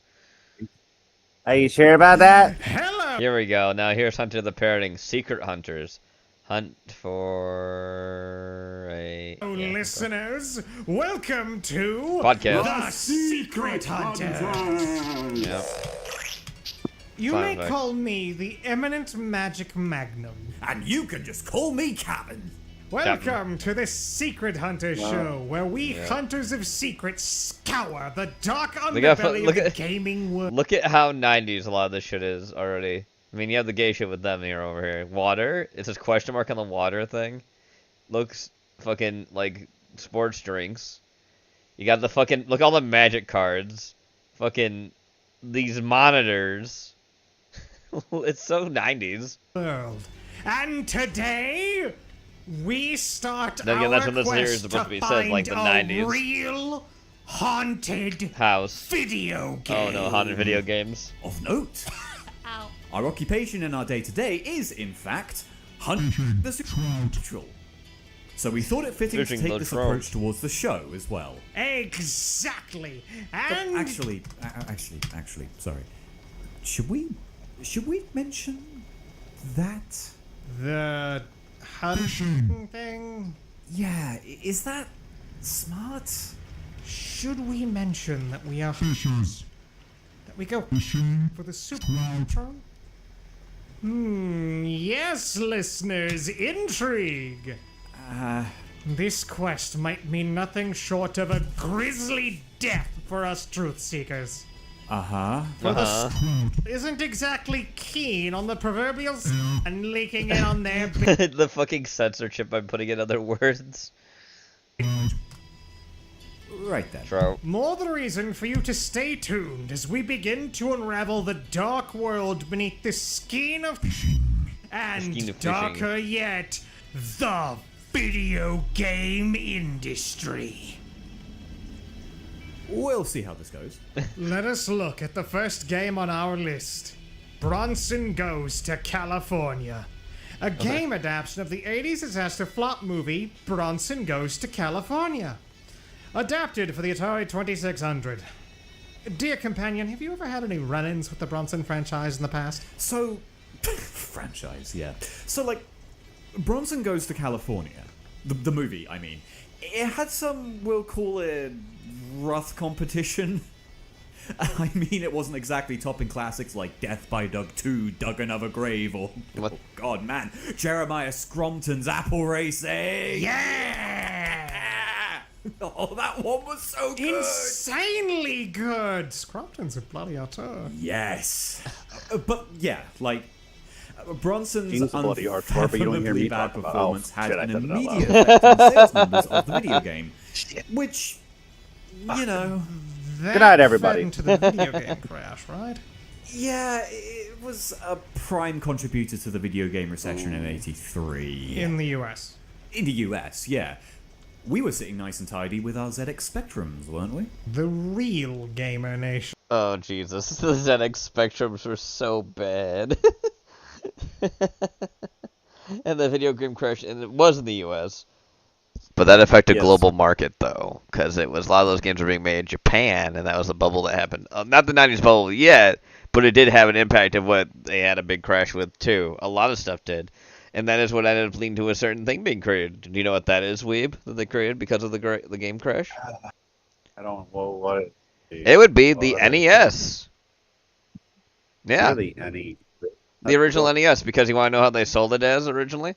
They didn't sell it as a gaming console. What's that? They sold it as a robot console, because it had Robbers with the little companion thing that you had with the NES. Yeah. Oh. Yep. And that's what brought back the gaming market after that. They sold it as, quote-unquote, a robot machine instead of a gaming machine. Yeah, Trash Like Bronson did have an immediate effect So- on the confidence of video games among What I'm hearing consumers. is it's all thanks to Porky. Maybe. Just It's all to blame for Porky, though, too. Totally You know what he did? He uninspired pushed clones, ET, right? the VT video game for the Atari That's 2600. mostly because of publishers. They just didn't really care, you know? Oh, do I? It's the age-old issue of higher-ups getting grand ideas in their head of how much money they can earn off of a God, new I thing. can't find this fucking game, and I don't remember its fucking name, and it's Flood the pissing me off. market, push it as hard as possible, but in the end, Yeah, people don't want it's rubbish. it's like XCOM, but it's like got mobsters or whatever. I don't know. XCOM put If with anyone knows it. XCOM put with mobsters. Okay. Exactly. Like good Like it's a things, you know? turn-based. Yeah. A turn-based game with mobsters. Yeah. Games like Bronson ended up in the landfills, just shoved into the ground because no one wanted them. Yes, and And that is it a on great Steam, or how did you play it into before? Just what makes Bronson Goes to California. I've never played it, no, but I've video watched. games stand I watched people play Tell it. us about that. So, it's the same year, 83. We're in the late stage of production, rushing to capitalize on the sure-to-be grand success of Bronson Goes to California. And then... Empire of workers Sin? of the United States went on strike. For reasons you let me can see. imagine. XCOM put with the Mafia, Empire with Sin. Slashing pay, firing Yeah, that's what it workers, is. and so Thank you. You're welcome. albeit I'm... I don't it's not on sale anymore. So the only thing I don't like about when I type that in is, you want to know the first person that came up with playing that fucking game in the search? Who? Pissed off Pedro, Angry Joe himself. Yeah. Oh, I'm sure boy. if the particular strike we're dealing with at the Bronson factory had to do with... But there you go. Now you know for the future. crash itself, or Empire. if Yep, it's on my. else happening at the exact Thank time. you. You're welcome. Who can say? During the strike, 56-year-old Usain working man Lardford Carfield would intervene. Like a lone ranger seeking justice out on the prairie, he tried to stop production of the video game all on his own. And why would this man do that, Magic Magnum? Well, companion, not much can be said about Carfield today, I don't think. He's become but a myth, like the cowboys before him. He was a working man, and, well, he'd had his pay cut by some fucker. And that's bad enough, of course, but he was also reportedly dealing with a very malign form of gout at the time, which furthered I his just realized acceleration something which I didn't see tendencies. before. Look at the computer monitors. Look what's on top of this one on the right. There's Pikmin. Right, you see the Pikmin? Pikmin! And then there's on the center one we've got Pikachu, Gyarados, and Mudkip. A Pikachu copy, Gout? and Well, yeah, wait, that hold might on a be a second, like mood skip. swollen arthritis feet. Yes. Okay, so this is Is not. gout really Every time that I stop bad? it, it's gonna Hey, keep it's the disease starting. of So for like the kings. next 30 And minutes it's or so, Gene, malign I'm gonna. gout. Anything does you that ask even me, mean? expect like a I don't 15, know, but 20 it's second delay malign. because Steam is refusing to let me stop these. And he was relying on his Okay. job insurance for treatment. Can't you treat that I'll keep with that in mind. ibuprofen? It's malign, man. Stop Malign, questioning man. the suffering of the terminal Okay, goutlet. sorry, it's just it's like a week-long treatment, and you're good to go after. Shh, quiet, baby boy. I can tell you're very impassioned. Please continue. Yes, but yeah, suddenly he just couldn't pay for his treatment. Forced to work in his condition or be let go. And that intense pain was evidently too much to bear. Too much to bear. Only a week into the strike, the entire factory was thrown into disarray. The entire production line intercepted by this one man and ceased up in a way that no one could have foreseen. He did so by lodging his feet in the machinery of the cartridge producer. What the fuck?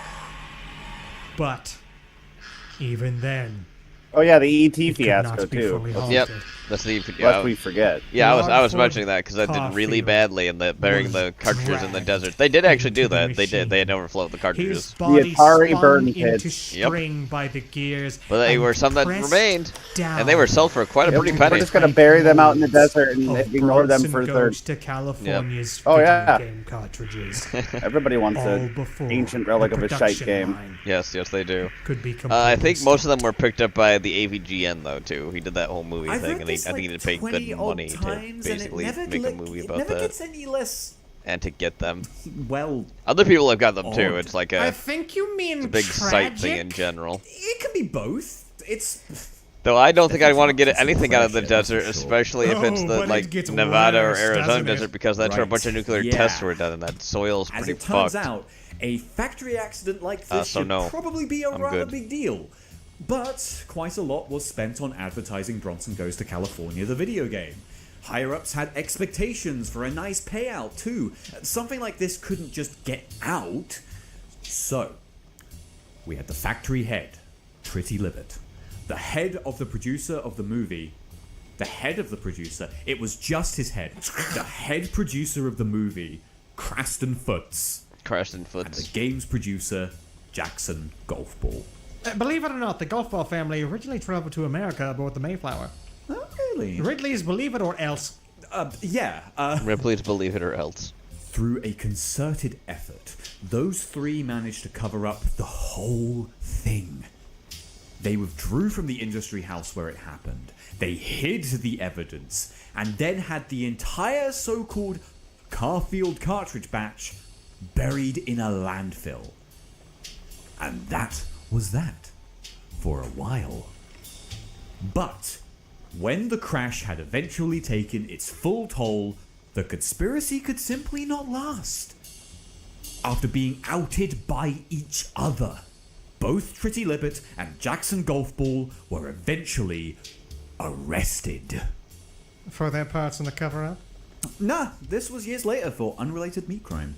Figures. Nevertheless, the missing Lardford Carfield was eventually recovered from the bottom of an Atari landfill. In video game form. I didn't want to say that part of the script. I left it out on purpose. Why? I don't know. It felt silly, maybe a little bit disrespectful. But it's true. But it's true. Besides, you had no respect for his terminal gout. I really don't think gout can be terminal, Mark. No, it's not. By the way, fun Magnus. fact, quote unquote, Jackson Golf Ball and Tritty Libbert are out of jail now. Great. Yeah, I even have Jackson Golf Ball's phone number. Oh boy. Oh, boy. No, sorry, we're talking to you. Actually, do you want this bucket? I don't need it anymore. But Go throw rocks into it is Let's said throw rocks into it. There's boy. several Listen, cartridges there's from the Caulfield there's batch boy. survived Dakota. to today. Morbid. And some have even Boy played Toto. them. And those who have braved Bronson's tragic upheaval have reported strange happenings. Alright, wait. I gotta ask. Was this man's flesh pressed down into the cartridge molds? Like, how would... how do they even work? Like, how can you play them? Sometimes evil has a tendency to overrule conventional reality through sheer wanton grotesquerie. That's... Not how that works. Did your dad tell you that? Come on, I've heard of other things. Right, okay. Did your dad tell you that? Speaking of grotesquerie, users on the Mangled Teeth forum are the ones who have sourced the troubling circumstances around the Carfield cartridges. User Skullwolf says that things in the same room as the Atari console the games are running on break. But not just breaking in any which way. No falling to one side, no electronics fizzling out, no cracking at the seams, but rather vases, glasses, plants, lamps, even a whole television set ended up nothing short of being pulverized. So, we have some cartridges right here. Whoa, wait. Why do we have these? We're playing the game ourselves. Oh shit, really? Didn't I tell you? No. No. Oh. Sorry. Oops. We're playing it ourselves, though. What the fuck? Why did you get so many? Well, because the Carfield batch cartridges are very rare. Okay. So, the more we have, the higher shot we'll get at a genuine one. Uh-huh. Do we want a genuine one in our house if it pulverizes furniture? I don't understand the question. Come on, let's play! Exactly. Oh, boy! Oh, boy. Alright, no. I'm shutting the door. He keeps thinking we're talking about it. We can buy so many more TVs with the money we'll make if we get famous and rich off of this. Yeah, that's it. Cut this out, by the way. Cut that out. Okay. I'll admit. You'll admit. I am curious. Curiosity confirmed. So I won't budge more than necessary. But let's at least move stuff we want to keep out of the room. Okay, throwing shit out. We'll be back after this. Oh boy. Ad time. All right, That wasn't it. room empty. That was literally an ad break time for if someone was actually watching this without an ad thing. Keep that in mind. Empty. Sorry for the echo. Echo schmacko, it's time to game. So, I have a magazine guide here. Will likely be necessary. Oh, importantly, our friend Sloppin' Popper. Oi! Shout out to Fuck, okay. Sloppin' Yeah, Poppin'. he told us that you have to play up till Bronson gets his gun and can start shooting people. And during that, cutscene, you gotta look out. As a sign of having a Caulfield copy is if Bronson looks more wide than usual. Sloppin' Papa told you that. Sloppin' Papa. Yeah? Yeah, he's on mangled teeth too. But he, like, lies a lot. For fun. Lot. To you, specifically. What? No! Besides, he would never lie about this. Betting high today, aren't we? Starting the game, alright. There I bloody hate this controller. Oh, yeah. It's like holding an extremely tiny brick that hates you. Only one we have left, though. You break it just by gripping it. It's a third-party controller from the 80s. Ooh. They also didn't need to make it this cockular. The cockification of controllers could not be stopped. It was the way of the industry. True. Cockification. By the way, did you clean the cartridges? I did, yeah. Good. Alright, we're gaming. Since we have no video available, we will simply elaborate on what we see as we play, and maybe take some photos that we'll upload later. Yeah, apparently our Hypercam is somehow still unregistered. Wow. We've got to figure that out. Can't record with an unregistered Hypercam. But you can, though. It just doesn't seem proper. But everyone does. But alright. We're in the right, title Weeb. screen. Unregistered Hypercam 2, everywhere, every day. Is emblazoned over what looks to be a Bronson in all his pixelated glory. Standing with his iconic gun in his iconic pose. Yep. Prompt says start, so starting the game. Okay, we're in a car and okay, we crashed. Crashed, yeah. With the car. Yeah. We crashed with the car. We're back to the title screen. Wow. Wow, great Already game. doing great. So, hold on, check the guide real quick. Here. Sure. Thank you. First part is on the car chase with Sheriff Skudhauser. You're about to laugh as he attempts to catch Bronson. Okay, so I'll just drive forward then. Restarting.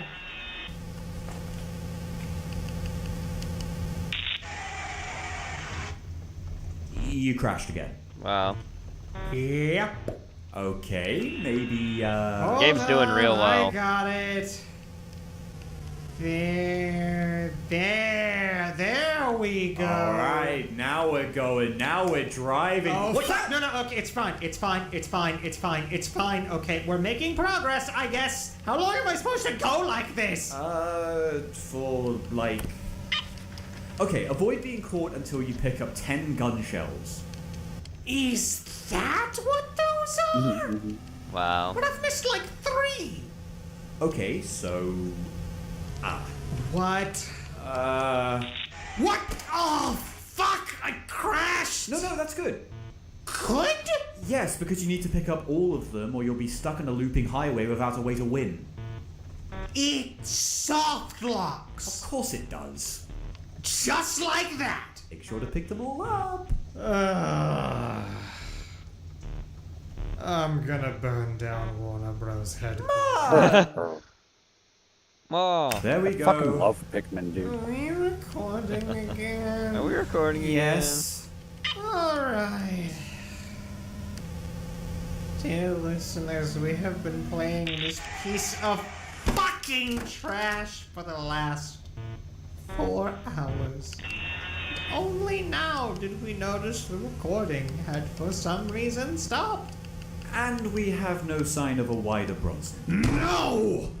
I need to see Wide Bronson. Wide Bronson. Fortunately, we've got a hang of the game now, yeah? Yeah, after failing 20 quadrillion times. He's happy. And every time you lose or soft lock yourself, you have to start from the beginning. It is pain. But at least we're now at the point in the game where the relevant sequence should be happening. Because I don't know where else it could. You better win this. I will eat the cartridge if I don't. Okay, we need to shoot Sheriff Scudhauser. Oh, that would be great. Let's do One that. shot, one kill.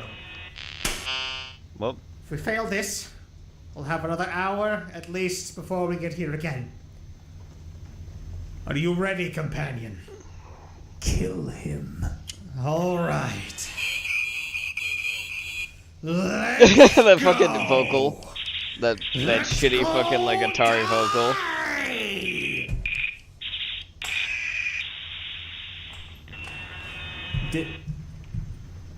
Did you win?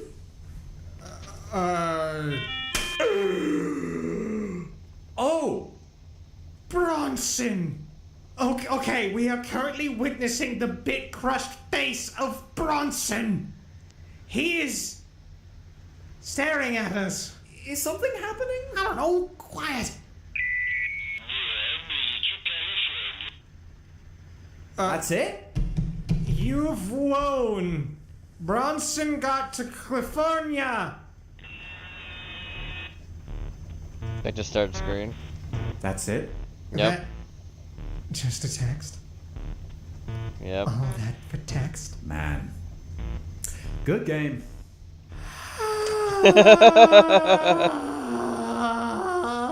Oh no, he got tricked by it being a shitty Atari game. What a shock. It's not haunted at all, it's just a shitty Atari game. Isn't that great, Weeb? No, it's haunted. Okay. It's haunted, bro. You're just being a negative Nancy. Next cartridge. Next cartridge. Seriously, again? We didn't play this for fun. We're playing it to find out if it's going to try and kill us. I already feel quite dead, thank you. I reckon I'll be able to make it through this shit much faster this time. I've sure been with that? through it all. I've been to California once. I'm a veteran. Oh boy. Hello again.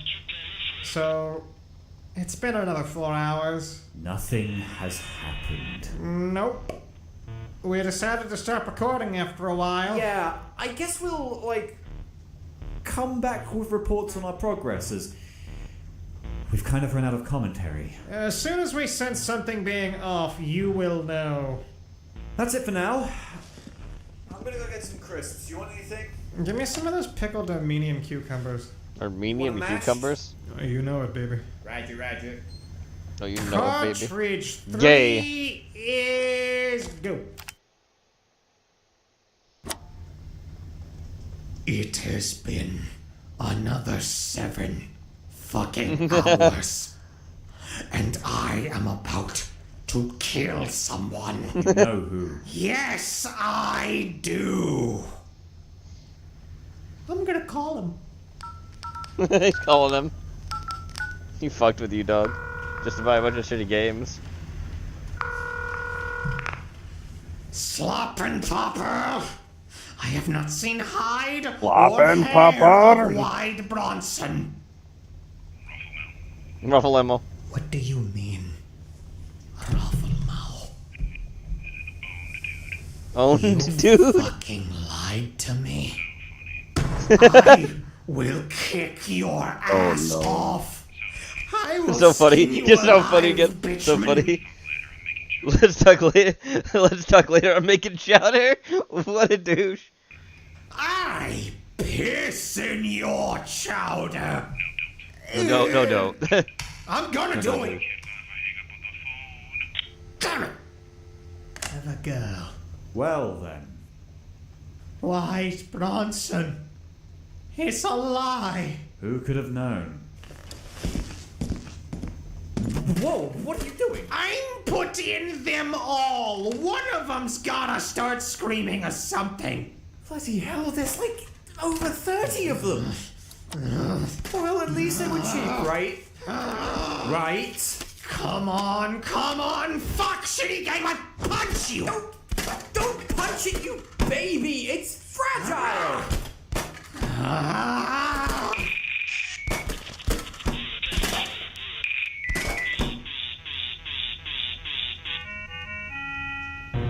Nope. What? Uh-oh. What just happened? Why is his face on the screen again? It's just there.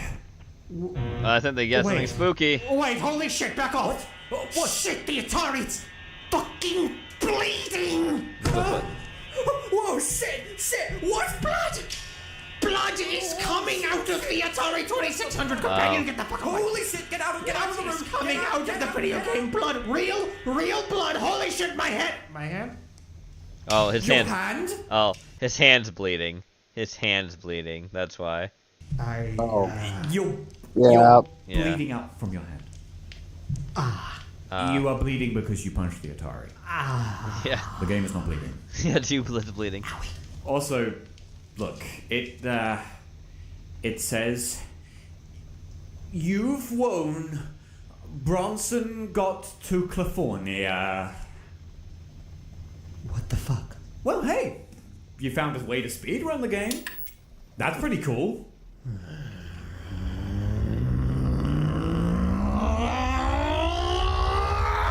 One second.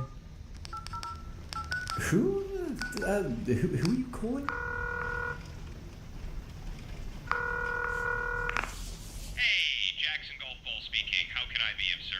Oh boy. Hello, is this Jackson Golf Ball? Yes, that is what, this is him. May I ask who this is? Bronson Goes to California. The video game sucks shit, you fraud, and you are a fucking murderer. I hope you never find peace, and I am coming to your penthouse in California and crushing your skull in 33 days. Stop Be it. on fucking alert, you swine. Seriously, Cars. Stop it, leave me alone. Okay. So, we are officially announcing a Goodbye. questions and I answers would do. segment for future episodes. If you are one of our many fans, please submit a question to us. We might just check it out in the next episode. Put fucking bandages on your hand. Your hand's still fucking bleeding. Details are provided below. Anyway, thank you for listening to this episode of The Secret Hunters. Oh, yeah, sorry, the Secret Hunter. Next time, look at another video game. Because we will find a real haunted video game. Just you wait. Thank you. And have a very secret day. I don't fucking, Yeah. Bye! Yeah, bye. Look, it's Carl.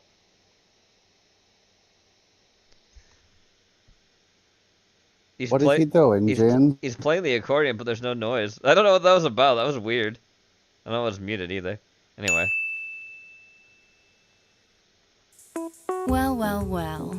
Seeing you at my store wasn't on my bingo Mob. card. Need help with something, Miss Robinson? Oh boy, it's the titties. Just a customer right now. No need to call me that. Tibbies. I get ya. Catherine, right? Cat is fine too. I need some ukulele chords. You play? It does fit you. You think? I haven't done it in a long time, but lately. Having that itch to get back to it? I get that too every now and then. I'd love to hear you play sometime. Kumo mentioned you used to be in a band. No boy. Is that so? Say, Cat. It's almost closing time. What do you think of having dinner at my place? I play you some of my music, you play me some of yours. No boy. You sure? Why not? Unless you already have plans. No. I'll go. I'll wait here even. Sweet. It'll be nice to have some company for a change. Oh boy.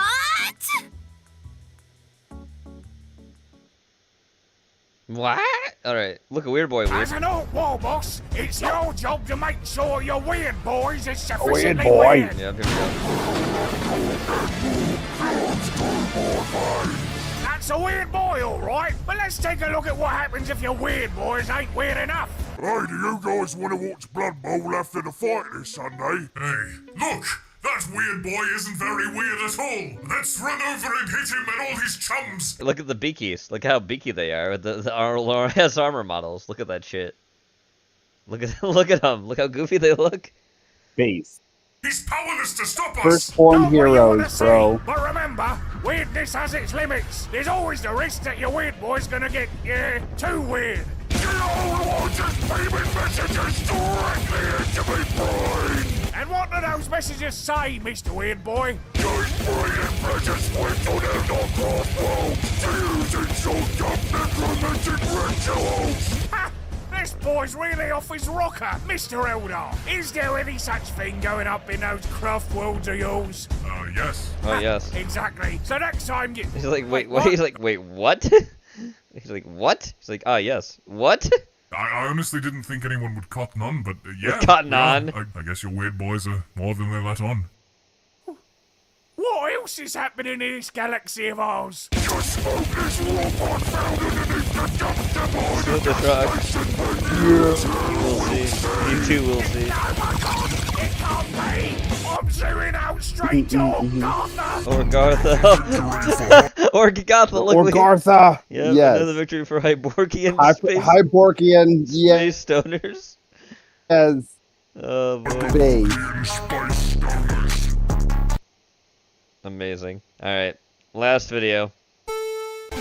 It's Seth. Sorry, not Seth. This is, Tex, Black Pants Legion. Look, they're doing racing in Space Station 14. Making carts and everything. Look at that shit. Ooh. Yeah. Oh, God.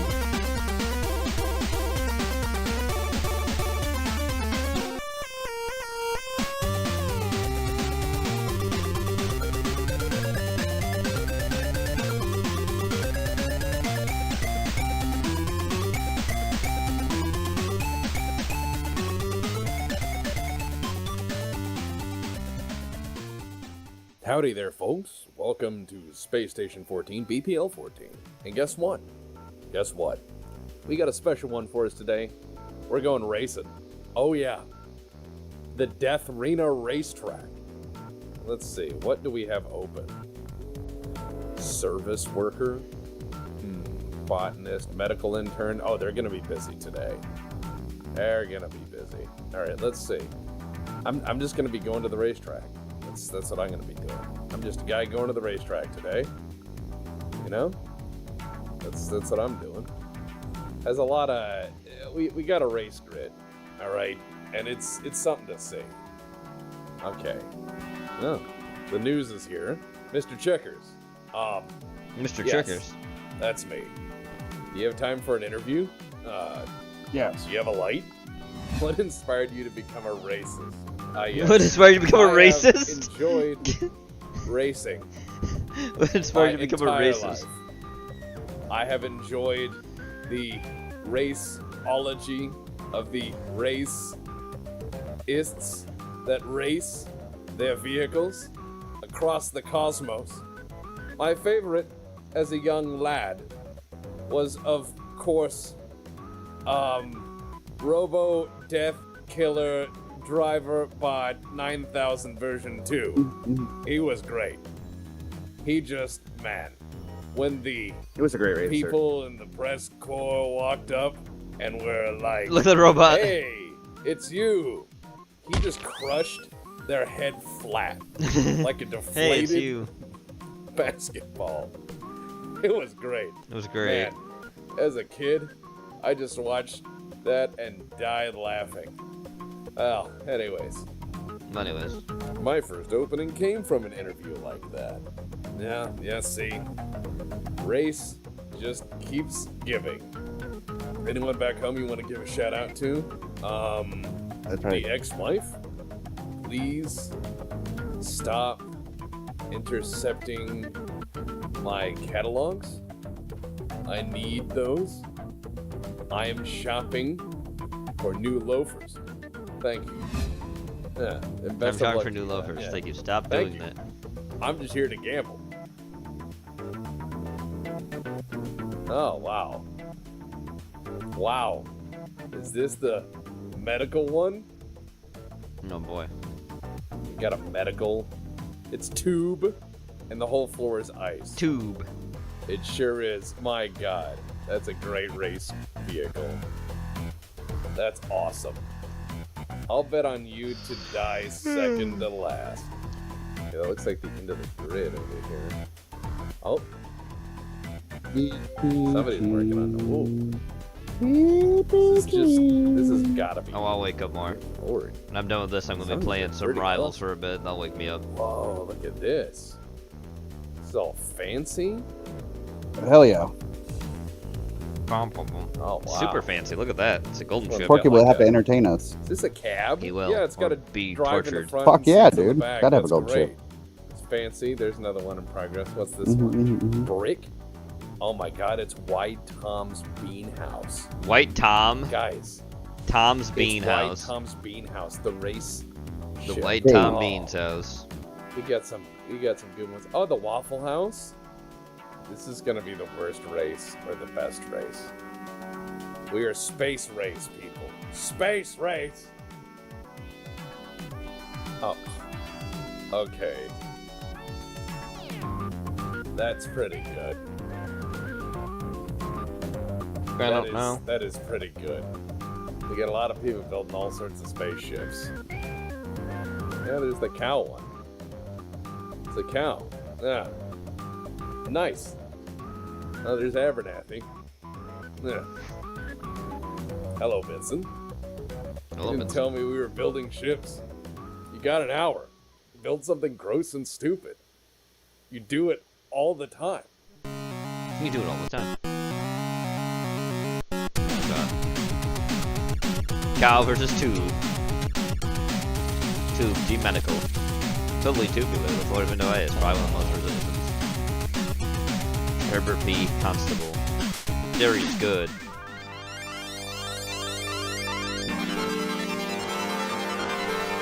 Here we go. Racing.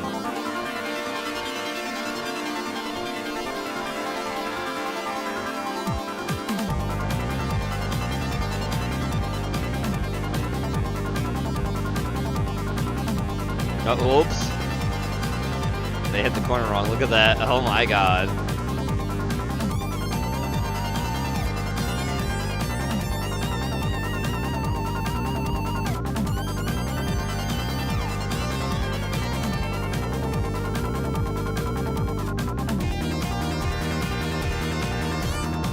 The music is really tight.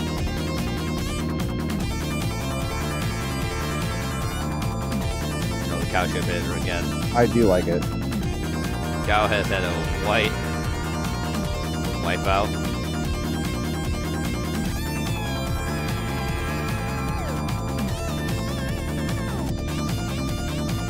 Oh wow, they keep crashing.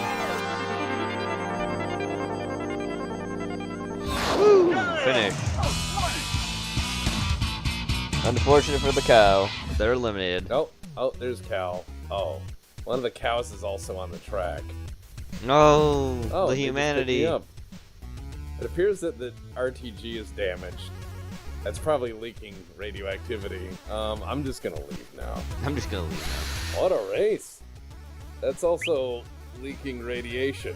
now. Oh no. Tick tick. Bad. Losing the cows caused us to lose. Alright. Losing the cows caused us to them cows lose. is dead. Alright. Oh, Them cows is dead. Yes. Plasma pod is taken. Tom and I are riding Plasma pod. We stand ready to race. Alright, here we are.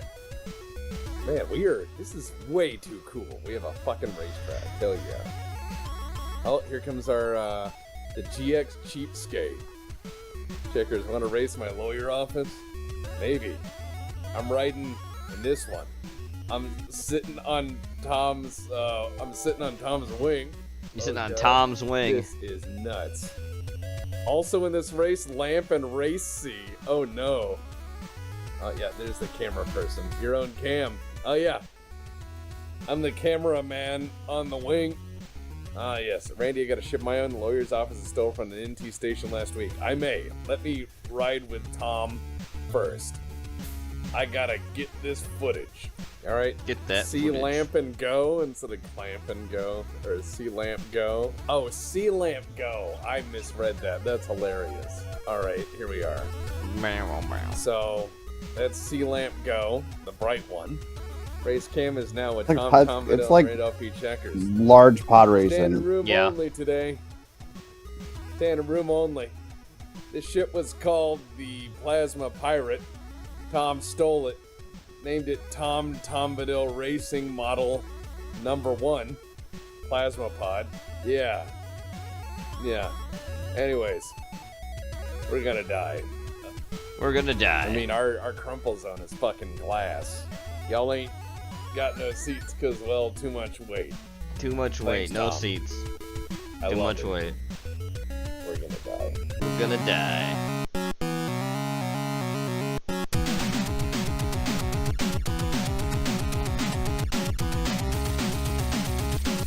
Mostly glass. Tom stole it. Speed Titanic fast. Incandescent, I get it. 'Cause it's the color, yeah. Get psyched. Who you believe, Weeb? Oh, here we go. Purple all day, bro. Incandescent for me. Oh, never Oh mind. my God. Oh, they both blew up. Jesus Christ. Purple. We didn't even make it the first turn.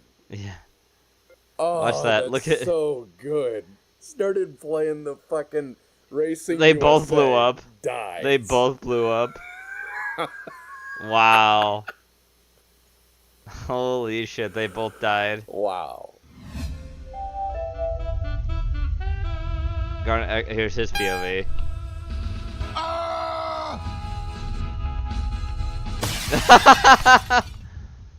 Death. They both died. So we both lose, Weeb.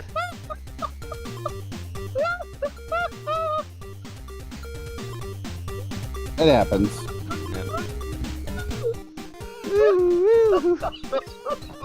Jesus. He's dying, the guy who was in the... Great. I'm back. I'm alive. I'm We're alive. all watching. We have wonderful music playing. There's been a few more crashes. There's a few more incidents. It's been pretty bad. A lot of people died. So many people died. So many people. Tom's brain is apparently lodged in the wall somewhere. Yeah, we've got a lot of people who are probably gonna just... Oh, there's Fred. Yeah, okay. We flying this? Let's do it. We are going to fly the lawyer's office. The filibuster. The Find this filibuster. form. Lawyer office turn shuttle. Okay. Here has the line in the bean house. That's right. This is a 4-way race. Oh no. And then there's Trans Am 2000 or 20001 WR. Be aware, Randy. Oh, wow. What was that? Be aware, Randy. Be aware. So next to us is Cram, Wide Tom's Bean House, and then I don't think there's enough room for all the vehicles. This is the worst race ever. Okay, everybody's got to scooch a little. This is gonna be horrible. Okay, yeah, you can see where we've eaten into the wall a few times. This is pretty bad. Racers ready? Yeah. Yeah. Ready to die. Let's do this shit.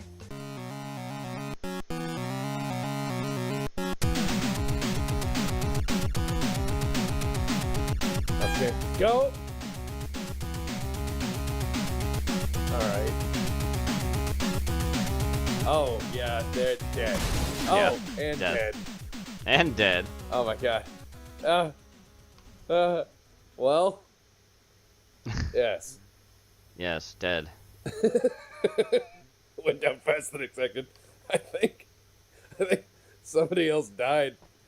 Let's go look. Death. Alright. Holy shit. That is a lot of liquor bottles and... Oh yeah, there's the other shuttle. Yeah. Ooh. Glory to Beans.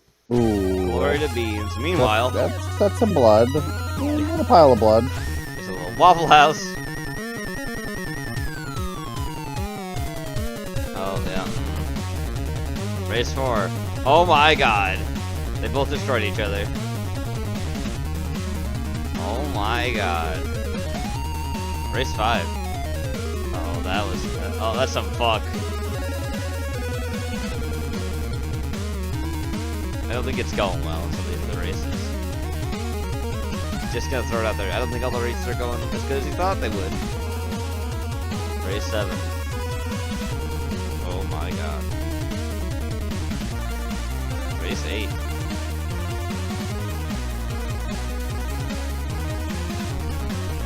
Race 9. Ooh, fuck. Race 10. Oh no, they couldn't hit the corner right. Ooh, dude. That one made it. Race 11.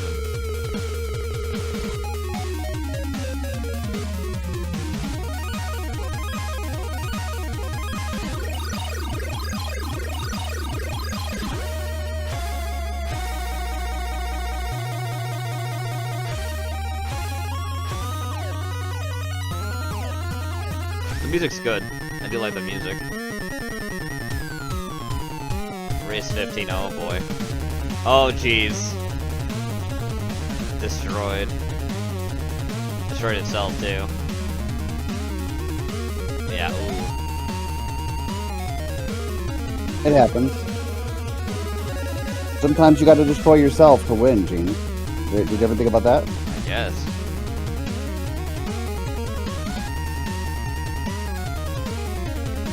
Got him, Chad. Fucking got him. I said I guess. I mean, I was just saying yes. Okay, somebody exploded. Oh. Oh, Jesus. Oh my god. I think we just killed. Oh. I think we just destroyed that other. Oh. Fred. Those poor race people. Those poor race people. Like a glove. Like a glove. Wait, when did he die? Race 15, oh. Oh. Even before that. Which race?